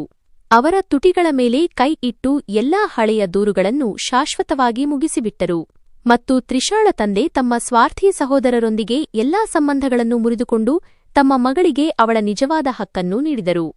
ಆ ರಾತ್ರಿಯ ನಂತರ ನಮ್ಮ ಜೀವನದಲ್ಲಿ ನಾವು ಎಂದೂ ಊಹಿಸದಂತಹ ಬಿರುಗಾಳಿ ಬಂದಿತು. ಬಿಸಿಲಿನಲ್ಲಿ ಇಟ್ಟಿಗೆಗಳು ಮತ್ತು ಸಾಮಾನುಗಳನ್ನು ಹೊರುತ್ತಿದ್ದ ನನ್ನ ಆ ಕೈಗಳು ಈಗ ತ್ರಿಷಾಳ ತಂದೆಯ ದೊಡ್ಡ ಕಚೇರಿಯಲ್ಲಿ ವ್ಯಾಪಾರ ವ್ಯವಹಾರಗಳು ಮತ್ತು ಲೆಕ್ಕಪತ್ರದ ರಿಜಿಸ್ಟರ್ಗಳನ್ನು ನಿಭಾಯಿಸತೊಡಗಿದವು. ಅವರು ನನಗೆ ಅಳಿಯನಾಗಿ ಅಲ್ಲ, ತಮ್ಮ ಸ್ವಂತ ಮಗನಂತೆ ಗೌರವ ನೀಡಿದರು ಮತ್ತು ವ್ಯವಹಾರದ ಪ್ರತಿಯೊಂದು ವಿಷಯದಲ್ಲೂ ಆತ್ಮವಿಶ್ವಾಸವುಳ್ಳ ಮನುಷ್ಯನನ್ನಾಗಿ ಮಾಡಿದರು. ಇನ್ನೊಂದೆಡೆ ತ್ರಿಷಾ ಈ ದೊಡ್ಡ ಮನೆಯನ್ನು ತನ್ನ ತಾಯ್ತನ ಮತ್ತು ಅಚ್ಚುಕಟ್ಟುತನದಿಂದ ಎಷ್ಟರ ಮಟ್ಟಿಗೆ ನಿಭಾಯಿಸಿದಳೆಂದರೆ ಆ ಗೋಡೆಗಳು ಈಗ ಸಂತೋಷದಿಂದ ನಗಲಾರಂಭಿಸಿದವು. ಎಂದೋ ಹರಿದ ಚಪ್ಪಲಿ ಮತ್ತು ಕೊಳಕು ಬಟ್ಟೆಗಳಲ್ಲಿ ಕೊಳೆಗೇರಿಯ ಧೂಳಿನಲ್ಲಿ ಆಡುತ್ತಿದ್ದ ನಮ್ಮ ಮಕ್ಕಳು ಈಗ ನಗರದ ಅತ್ಯುತ್ತಮ ಶಾಲೆಯಲ್ಲಿ ಓದತೊಡಗಿದರು. ಅವರ ಬ್ಯಾಗ್ಗಳಲ್ಲಿ ಪುಸ್ತಕಗಳ ಸುವಾಸನೆ ಇರುತ್ತಿತ್ತು ಮತ್ತು ಅವರ ಮುಖದಲ್ಲಿ ಬಲವಾದ ಸೂರು ಮತ್ತು ಹಿರಿಯರ ನೆರಳಿನಲ್ಲಿ ಬರುವ ಆತ್ಮವಿಶ್ವಾಸ ಮೂಡಿತ್ತು. ತ್ರಿಷಾ ಮನೆಯ ಮೂಲೆಮೂಲೆಯಲ್ಲೂ ತನ್ನ ತಾಯಿಯ ನೆನಪುಗಳನ್ನು ಅಲಂಕರಿಸಿದ್ದಳು ಮತ್ತು ಪ್ರತಿದಿನ ತನ್ನ ತಂದೆಯ ಆರೈಕೆ ಮಾಡುತ್ತಿದ್ದಳು. ಅವಳು ಕಳೆದ ವರ್ಷಗಳ ಕೊರತೆಯನ್ನು ಒಂದೇ ದಿನದಲ್ಲಿ ತುಂಬಿಬಿಡಲು ಬಯಸುವಂತೆ ಕಾಣುತ್ತಿತ್ತು. ನಮ್ಮ ಪಾಲಿಗೆ ಇದೆಲ್ಲವೂ ಒಂದು ಪವಾಡಕ್ಕಿಂತ ಕಡಿಮೆಯಿರಲಿಲ್ಲ. ಯಾವ ನಗರ ನಮಗೆ ತಳ್ಳಾಟಗಳನ್ನು ನೀಡಿತ್ತೋ ಇಂದು ಅದೇ ನಗರ ನಮ್ಮನ್ನು ಒಂದು ಸುಖಿ ಕುಟುಂಬದ ಸ್ಥಾನಮಾನದಲ್ಲಿ ಗುರುತಿಸುತ್ತಿತ್ತು. ಮತ್ತು ಇದೆಲ್ಲವೂ ತ್ರಿಷಾಳ ಆ ತಾಳ್ಮೆ ಮತ್ತು ಆ ಲಾಕೆಟ್ನಿಂದ ಸಾಧ್ಯವಾಯಿತು. ಅದು ನಮ್ಮ ಅದೃಷ್ಟವನ್ನೇ ಬದಲಿಸಿತು. ಈಗ ನಮ್ಮ ಸಂಜೆ ಈ ದೊಡ್ಡ ಮನೆಯ ಲಾನ್ನಲ್ಲಿ ಕಳೆಯುತ್ತಿತ್ತು. ಅಲ್ಲಿ ತ್ರಿಷಾಳ ತಂದೆ ಕಠಿಣ ಹೃದಯದ ವ್ಯಕ್ತಿಯಾಗಿ ಅಲ್ಲ, ಬದಲಾಗಿ ಒಬ್ಬ ದಯಾಳು ಅಜ್ಜನ ರೂಪದಲ್ಲಿ ಕಾಣುತ್ತಿದ್ದರು. ಅವರು ಆಗಾಗ್ಗೆ ತಮ್ಮ ಮೊಮ್ಮಕ್ಕಳೊಂದಿಗೆ ಹುಲ್ಲಿನ ಮೇಲೆ ಕುಳಿತು ಆಟವಾಡುತ್ತಿದ್ದರು. ಅವರ ಮುಗ್ಧ ಮಾತುಗಳಿಗೆ ಅವರು ಕೇಕೆ ಹಾಕಿ ನಗುತ್ತಿದ್ದರು. ಅವರ ಕಣ್ಣುಗಳಲ್ಲಿ ಭಯ ಮತ್ತು ಕಠೋರತೆ ಇರಲಿಲ್ಲ, ಬದಲಾಗಿ ತಮ್ಮ ಕಳೆದುಹೋದ ಮಗುವನ್ನು ಪಡೆದ ನಂತರ ಸಿಗುವ ನೆಮ್ಮದಿಯಿತ್ತು. ತ್ರಿಷಾ ಆ ಬಂಗಾರದ ಲಾಕೆಟನ್ನು ಈಗ ತನ್ನ ಕತ್ತಿನಿಂದ ತೆಗೆದು ಒಂದು ಸುಂದರವಾದ ಮಕ್ಮಲ್ ಡಬ್ಬಿಯಲ್ಲಿ ಭದ್ರವಾಗಿ ಇಟ್ಟಿದ್ದಳು ಮತ್ತು ಅದನ್ನು ಮನೆಯ ವಿಶೇಷವಾದ ಜಾಗದಲ್ಲಿ ಇಟ್ಟಿದ್ದಳು. ನಾವು ಎಷ್ಟು ಕಠಿಣ ಹಾದಿಯನ್ನು ದಾಟಿ ಇಲ್ಲಿಯವರೆಗೆ ತಲುಪಿದ್ದೇವೆ ಎಂಬುದನ್ನು ಅದು ನಮಗೆ ಯಾವಾಗಲೂ ನೆನಪಿಸುತ್ತಿರಲಿ ಎಂದು. ಜೀವನ ಈಗ ಅಂತಹ ಒಳ್ಳೆಯ ಹಾದಿಯಲ್ಲಿ ಸಾಗುತ್ತಿತ್ತು. ಅಲ್ಲಿ ಕಳೆದ ಕಾಲದ ದುಃಖಗಳು ಕೇವಲ ಒಂದು ಪಾಠವಾಗಿ ಉಳಿದಿದ್ದವು. ಲಾನ್ನಲ್ಲಿ ಮಕ್ಕಳ ಸಂತೋಷ ಮತ್ತು ಅವರ ಅಜ್ಜನ ನಗು ಹೊಸ ಹಣೆಬರಹವಾಗಿತ್ತು. ತ್ರಿಷಾಳ ಕಣ್ಣುಗಳಲ್ಲಿ ಹಳೆಯ ಭಯವಿರಲಿಲ್ಲ, ಬದಲಾಗಿ ಒಂದು ನೆಮ್ಮದಿ ನೆಲೆಸಿತ್ತು. ಉದ್ದೇಶ ಶುದ್ಧವಾಗಿದ್ದರೆ ಮತ್ತು ಧೈರ್ಯ ಬಲವಾಗಿದ್ದರೆ ಪ್ರಕೃತಿಯೇ ಕಳೆದುಹೋದ ದಾರಿಗಳನ್ನು ಗುರಿಯೊಂದಿಗೆ ಸೇರಿಸುತ್ತದೆ ಎಂಬ ಸತ್ಯಕ್ಕೆ ಅದು ಸಾಕ್ಷಿಯಾಗಿತ್ತು. ಮತ್ತು ಆ ಬಂಗಾರದ ಲಾಕೆಟ್ ಈಗ ಕೇವಲ ಆಭರಣವಾಗಿರಲಿಲ್ಲ, ಬದಲಾಗಿ ಅವಮಾನದ ಕತ್ತಲ ರಾತ್ರಿಗಳಿಗೂ ಒಂದು ಬೆಳಕಿನ ದಾರಿ ತೋರಿಸಿದ ನಮ್ಮ ಪೀಳಿಗೆಯ ಯಶಸ್ಸಿನ ಮೌನ ಸಾಕ್ಷಿಯಾಗಿತ್ತು. ಆ ರಾತ್ರಿಯ ನಂತರ ನಮ್ಮ ಜೀವನ ಬೇರೆಯೇ ತಿರುವಿಗೆ ಬಂದಂತಿತ್ತು. ಯಾವ ಓಣಿಯಲ್ಲಿ ನಾವು ಭಯದಿಂದ ಉಸಿರಾಡುತ್ತಿದ್ದೆವೋ ಅದೇ ಓಣಿ ಈಗ ಆಪ್ತತೆಯನ್ನು ಹೊದ್ದು ಮೌನವಾಗಿ ನಿಂತಿತ್ತು. ತ್ರಿಷಾಳ ತಂದೆ ಆಗಾಗ್ಗೆ ರಾತ್ರಿ ಬಾಲ್ಕನಿಯಲ್ಲಿ ನಿಂತು ಆಕಾಶವನ್ನು ನೋಡುತ್ತಿದ್ದರು, ತಮ್ಮ ಕಳೆದ ಜೀವನದ ಪ್ರತಿಯೊಂದು ಕಳೆದುಹೋದ ಕ್ಷಣಕ್ಕೂ ಕ್ಷಮೆ ಕೇಳುತ್ತಿರುವಂತೆ. ಅವರ ಮುಖದಲ್ಲಿ ಈಗ ಕಠೋರತೆ ಇರಲಿಲ್ಲ, ಒಂದು ಸುಸ್ತಾದ ಸಮಾಧಾನವಿತ್ತು. ವರ್ಷಗಳ ನಂತರ ತನ್ನವರನ್ನು ಎದೆಗೆ ಅಪ್ಪಿಕೊಂಡಾಗ ಸಿಗುವ ಸಮಾಧಾನವದು. ತ್ರಿಷಾ ಬೆಳಿಗ್ಗೆ ಎಲ್ಲರಿಗಿಂತ ಮೊದಲು ಅವರಿಗಾಗಿ ಚಹಾ ಮಾಡುತ್ತಿದ್ದಳು, ಪ್ರತಿ ಗುಟುಕಿನಲ್ಲೂ ತನ್ನ ಅಪೂರ್ಣ ಮಮತೆಯನ್ನು ಸುರಿಯಲು ಬಯಸುವಂತೆ. ಸಮಯ ಹಿಂತಿರುಗಿ ಬರುವುದಿಲ್ಲ ಎಂದು ಅವಳಿಗೆ ತಿಳಿದಿತ್ತು, ಆದರೆ ಅದರ ಭಾವನೆಯನ್ನು ಖಂಡಿತವಾಗಿಯೂ ತುಂಬಬಹುದು. ತಂದೆ ಕೂಡ ಪ್ರತಿ ಸಣ್ಣ ವಿಷಯಕ್ಕೂ ಮಕ್ಕಳನ್ನು ಹತ್ತಿರ ಕರೆಯುತ್ತಿದ್ದರು, ಕೆಲವೊಮ್ಮೆ ಕಥೆ ಹೇಳುವ ನೆಪದಲ್ಲಿ, ಕೆಲವೊಮ್ಮೆ ಸುಮ್ಮನೆ ತಲೆಯ ಮೇಲೆ ಕೈ ಆಡಿಸಲು. ಬಹುಶಃ ಅವರು ವರ್ಷಗಟ್ಟಲೆ ತಮ್ಮನ್ನು ಕಲ್ಲಾಗಿಸಿದ್ದ ತಮ್ಮೊಳಗಿನ ಆ ಖಾಲಿ ಜಾಗವನ್ನು ತುಂಬುತ್ತಿದ್ದರು. ಆ ದಿನ ತ್ರಿಷಾ ಆ ಲಾಕೆಟ್ ತೆಗೆಯದಿದ್ದರೆ ನಾವು ಇಂದಿಗೂ ಆ ರಾತ್ರಿ ಕಳೆಯಲು ಯೋಚಿಸಿದ್ದ ರೈಲ್ವೆ ನಿಲ್ದಾಣದಲ್ಲೇ ಇರುತ್ತಿದ್ದೆವೇನೋ ಎಂದು ನನಗೆ ಹಲವು ಬಾರಿ ಅನ್ನಿಸುತ್ತಿತ್ತು. ಆದರೆ ಸತ್ಯವೇನೆಂದರೆ ಅದು ಕೇವಲ ಲಾಕೆಟ್ ಆಗಿರಲಿಲ್ಲ, ಅದು ನಮ್ಮ ಅದೃಷ್ಟದ ಕೊನೆಯ ಬಾಗಿಲು ಬಡಿತವಾಗಿತ್ತು. ಮುಚ್ಚಿದ ಬಾಗಿಲುಗಳನ್ನು ತೆರೆದ ಬಡಿತವದು. ತ್ರಿಷಾ ಮೊದಲಿಗಿಂತ ಈಗ ಹೆದರಿದವಳಂತೆ ಇರಲಿಲ್ಲ. ಅವಳ ಕಣ್ಣುಗಳಲ್ಲಿ ಒಂದು ಸ್ಥಿರತೆ ಇತ್ತು, ಒಂದು ಆಳವಿತ್ತು, ಅವಳು ಜೀವನವನ್ನು ಹತ್ತಿರದಿಂದ ನೋಡಿದಂತೆ. ಅವಳು ಆಗಾಗ್ಗೆ ಮಕ್ಕಳನ್ನು ಮಲಗಿಸುವಾಗ ಹೇಳುತ್ತಿದ್ದಳು, ಮಕ್ಕಳೇ, ನೆನಪಿಡಿ, ಪರಿಸ್ಥಿತಿ ಎಷ್ಟೇ ಕೆಟ್ಟದಾಗಿದ್ದರೂ ಮನುಷ್ಯ ತನ್ನ ಆತ್ಮಸಾಕ್ಷಿಯನ್ನು ಬಿಡಬಾರದು. ಮನುಷ್ಯ ತನ್ನ ಆತ್ಮಸಾಕ್ಷಿಯನ್ನು ಬಿಡಲೇಬಾರದು. ಆ ಮನೆಯ ಗೋಡೆಗಳು ಈಗ ಕೇವಲ ಇಟ್ಟಿಗೆ ಕಲ್ಲುಗಳಾಗಿರಲಿಲ್ಲ, ಅವುಗಳಲ್ಲಿ ಆಶೀರ್ವಾದ ನೆಲೆಸಿತ್ತು. ಮತ್ತು ಆ ಕಠಿಣ ಹೃದಯದ ಮನೆ ಮಾಲೀಕ ಈಗ ನಮ್ಮ ಮಕ್ಕಳ ಪ್ರೀತಿಯ ಅಜ್ಜನಾಗಿದ್ದರು. ಆಗಾಗ್ಗೆ ತ್ರಿಷಾ ಆ ಮಕ್ಮಲ್ ಡಬ್ಬಿಯನ್ನು ತೆರೆದು ಲಾಕೆಟ್ ನೋಡುತ್ತಿದ್ದಳು, ಆದರೆ ಈಗ ಅದರಲ್ಲಿ ನೋವಿರಲಿಲ್ಲ. ಕೇವಲ ದೇವರ ಕೃಪೆ, ಪರಿಸ್ಥಿತಿ ಮತ್ತು ಕೊನೆಯ ಉಸಿರಿನವರೆಗೂ ಮನುಷ್ಯನ ಜೊತೆ ಬಿಡದ ಆ ಧೈರ್ಯದ ಬಗ್ಗೆ ಕೃತಜ್ಞತೆಯಿತ್ತು. ಜೀವನ ಪ್ರತಿಯೊಬ್ಬರನ್ನೂ ಮುರಿಯುತ್ತದೆ, ಆದರೆ ಮುರಿದ ಪ್ರತಿಯೊಬ್ಬ ಮನುಷ್ಯನೂ ಸೋಲುವುದಿಲ್ಲ ಎಂದು ನಾವು ಅರ್ಥಮಾಡಿಕೊಂಡಿದ್ದೆವು. ಕೆಲವರು ಅದೇ ಮುರಿತದಿಂದ ತಮ್ಮ ಅತ್ಯಂತ ಬಲವಾದ ಕಥೆಯನ್ನು ಬರೆಯುತ್ತಾರೆ, ಮತ್ತು ನಮ್ಮ ಕಥೆ ಅದೇ ಒಂದು ಚಿಕ್ಕ ಬಂಗಾರದ ಲಾಕೆಟ್ನಿಂದ ಮತ್ತೆ ಪ್ರಾರಂಭವಾಗಿತ್ತು. ಏಕೆಂದರೆ ಜೀವನದಲ್ಲಿ ಕಷ್ಟಗಳು ಪ್ರತಿಯೊಬ್ಬ ಮನುಷ್ಯನ ಪಾಲಿಗೆ ಬರುತ್ತವೆ. ಕೆಲವೊಮ್ಮೆ ಹಣ ಇರುವುದಿಲ್ಲ, ಕೆಲವೊಮ್ಮೆ ಆಸರೆ ಇರುವುದಿಲ್ಲ, ಮತ್ತು ಕೆಲವೊಮ್ಮೆ ನಮ್ಮವರೇ ಸಾಥ್ ಬಿಡುತ್ತಾರೆ. ಅಂತಹ ಸಂದರ್ಭಗಳಲ್ಲಿ ಮನುಷ್ಯ ಬೇಗನೆ ಮುರಿದು ಹೋಗುತ್ತಾನೆ. ಆದರೆ ಕಷ್ಟದ ಸಮಯದಲ್ಲಿ ಧೈರ್ಯ ಕಳೆದುಕೊಳ್ಳದ ಮನುಷ್ಯನೇ ಮುಂದೆ ಬಲಶಾಲಿಯಾಗುತ್ತಾನೆ. ಪರಿಸ್ಥಿತಿ ಎಷ್ಟೇ ಕೆಟ್ಟದಾಗಿದ್ದರೂ ಮನುಷ್ಯ ತನ್ನ ಒಳ್ಳೆಯತನ ಮತ್ತು ಮಾನವೀಯತೆಯನ್ನು ಬಿಡಬಾರದು ಎಂಬುದು ಈ ಕಥೆಯಿಂದ ಕಲಿಯಬೇಕಾದ ಪಾಠ. ಉದ್ದೇಶ ಶುದ್ಧವಾಗಿದ್ದಾಗ ಮತ್ತು ಮನಸ್ಸಿನಲ್ಲಿ ತಾಳ್ಮೆ ಇದ್ದಾಗ ದೇವರು ಯಾವುದಾದರೂ ರೂಪದಲ್ಲಿ ಖಂಡಿತವಾಗಿಯೂ ಸಹಾಯ ಮಾಡುತ್ತಾನೆ. ಹಲವು ಬಾರಿ ನಾವು ನಮ್ಮ ಅತ್ಯಂತ ಪ್ರಿಯವಾದ ವಸ್ತುವನ್ನು ತ್ಯಾಗ ಮಾಡಬೇಕಾಗುತ್ತದೆ. ಆದರೆ ಅದೇ ತ್ಯಾಗ ಮುಂದೆ ಜೀವನದ ಅತಿದೊಡ್ಡ ಆಸರೆಯಾಗುತ್ತದೆ. ಆದರೆ ಯಾರನ್ನೂ ಅವರ ಬಡತನ ಅಥವಾ ಅಸಹಾಯಕತೆಯಿಂದ ಅಳೆಯಬಾರದು. ಕಾಲ ಬದಲಾಗಲು ಹೆಚ್ಚು ಸಮಯ ಬೇಕಿಲ್ಲ. ಇಂದು ಕೆಳಗಿರುವವನು ನಾಳೆ ಮೇಲೂ ಇರಬಹುದು. ಸಂಬಂಧಗಳ ನಿಜವಾದ ಬೆಲೆ ಕಷ್ಟದ ಸಮಯದಲ್ಲಿಯೇ ತಿಳಿಯುತ್ತದೆ. ಅಂತಿಮವಾಗಿ ಮನುಷ್ಯ ನಿಜವಾದ ಮನಸ್ಸಿನಿಂದ ಪ್ರಯತ್ನಿಸುತ್ತಿದ್ದರೆ, ಜೊತೆಗೆ ತಾಳ್ಮೆ ಇಟ್ಟುಕೊಂಡು ಸರಿಯಾದ ದಾರಿಯನ್ನು ಆರಿಸಿಕೊಂಡರೆ, ಕತ್ತರ ಜೀವನದಲ್ಲೂ ಬೆಳಕು ಖಂಡಿತವಾಗಿಯೂ ಬರುತ್ತದೆ ಎಂಬುದು ಇದರ ನೀತಿ. ಸ್ನೇಹಿತರೆ, ನಮ್ಮ ಕಥೆ ನಿಮಗೆ ಇಷ್ಟವಾಗಿದೆ ಎಂದು ಭಾವಿಸುತ್ತೇನೆ. ಕಥೆ ಇಷ್ಟವಾಗಿದ್ದರೆ ವಿಡಿಯೋವನ್ನು ಲೈಕ್ ಮಾಡಿ. ಚಾನೆಲ್ಗೆ ಹೊಸಬರಾಗಿದ್ದರೆ ಚಾನೆಲ್ ಅನ್ನು ಸಬ್ಸ್ಕ್ರೈಬ್ ಮಾಡಿ ಮತ್ತು ಮುಂದಿನ ಅಪ್ಡೇಟ್ ನಿಮಗೆ ಮೊದಲು ಸಿಗುವಂತೆ ನೋಟಿಫಿಕೇಷನ್ ಬೆಲ್ ಅನ್ನು ತಪ್ಪದೆ ಒತ್ತಿ.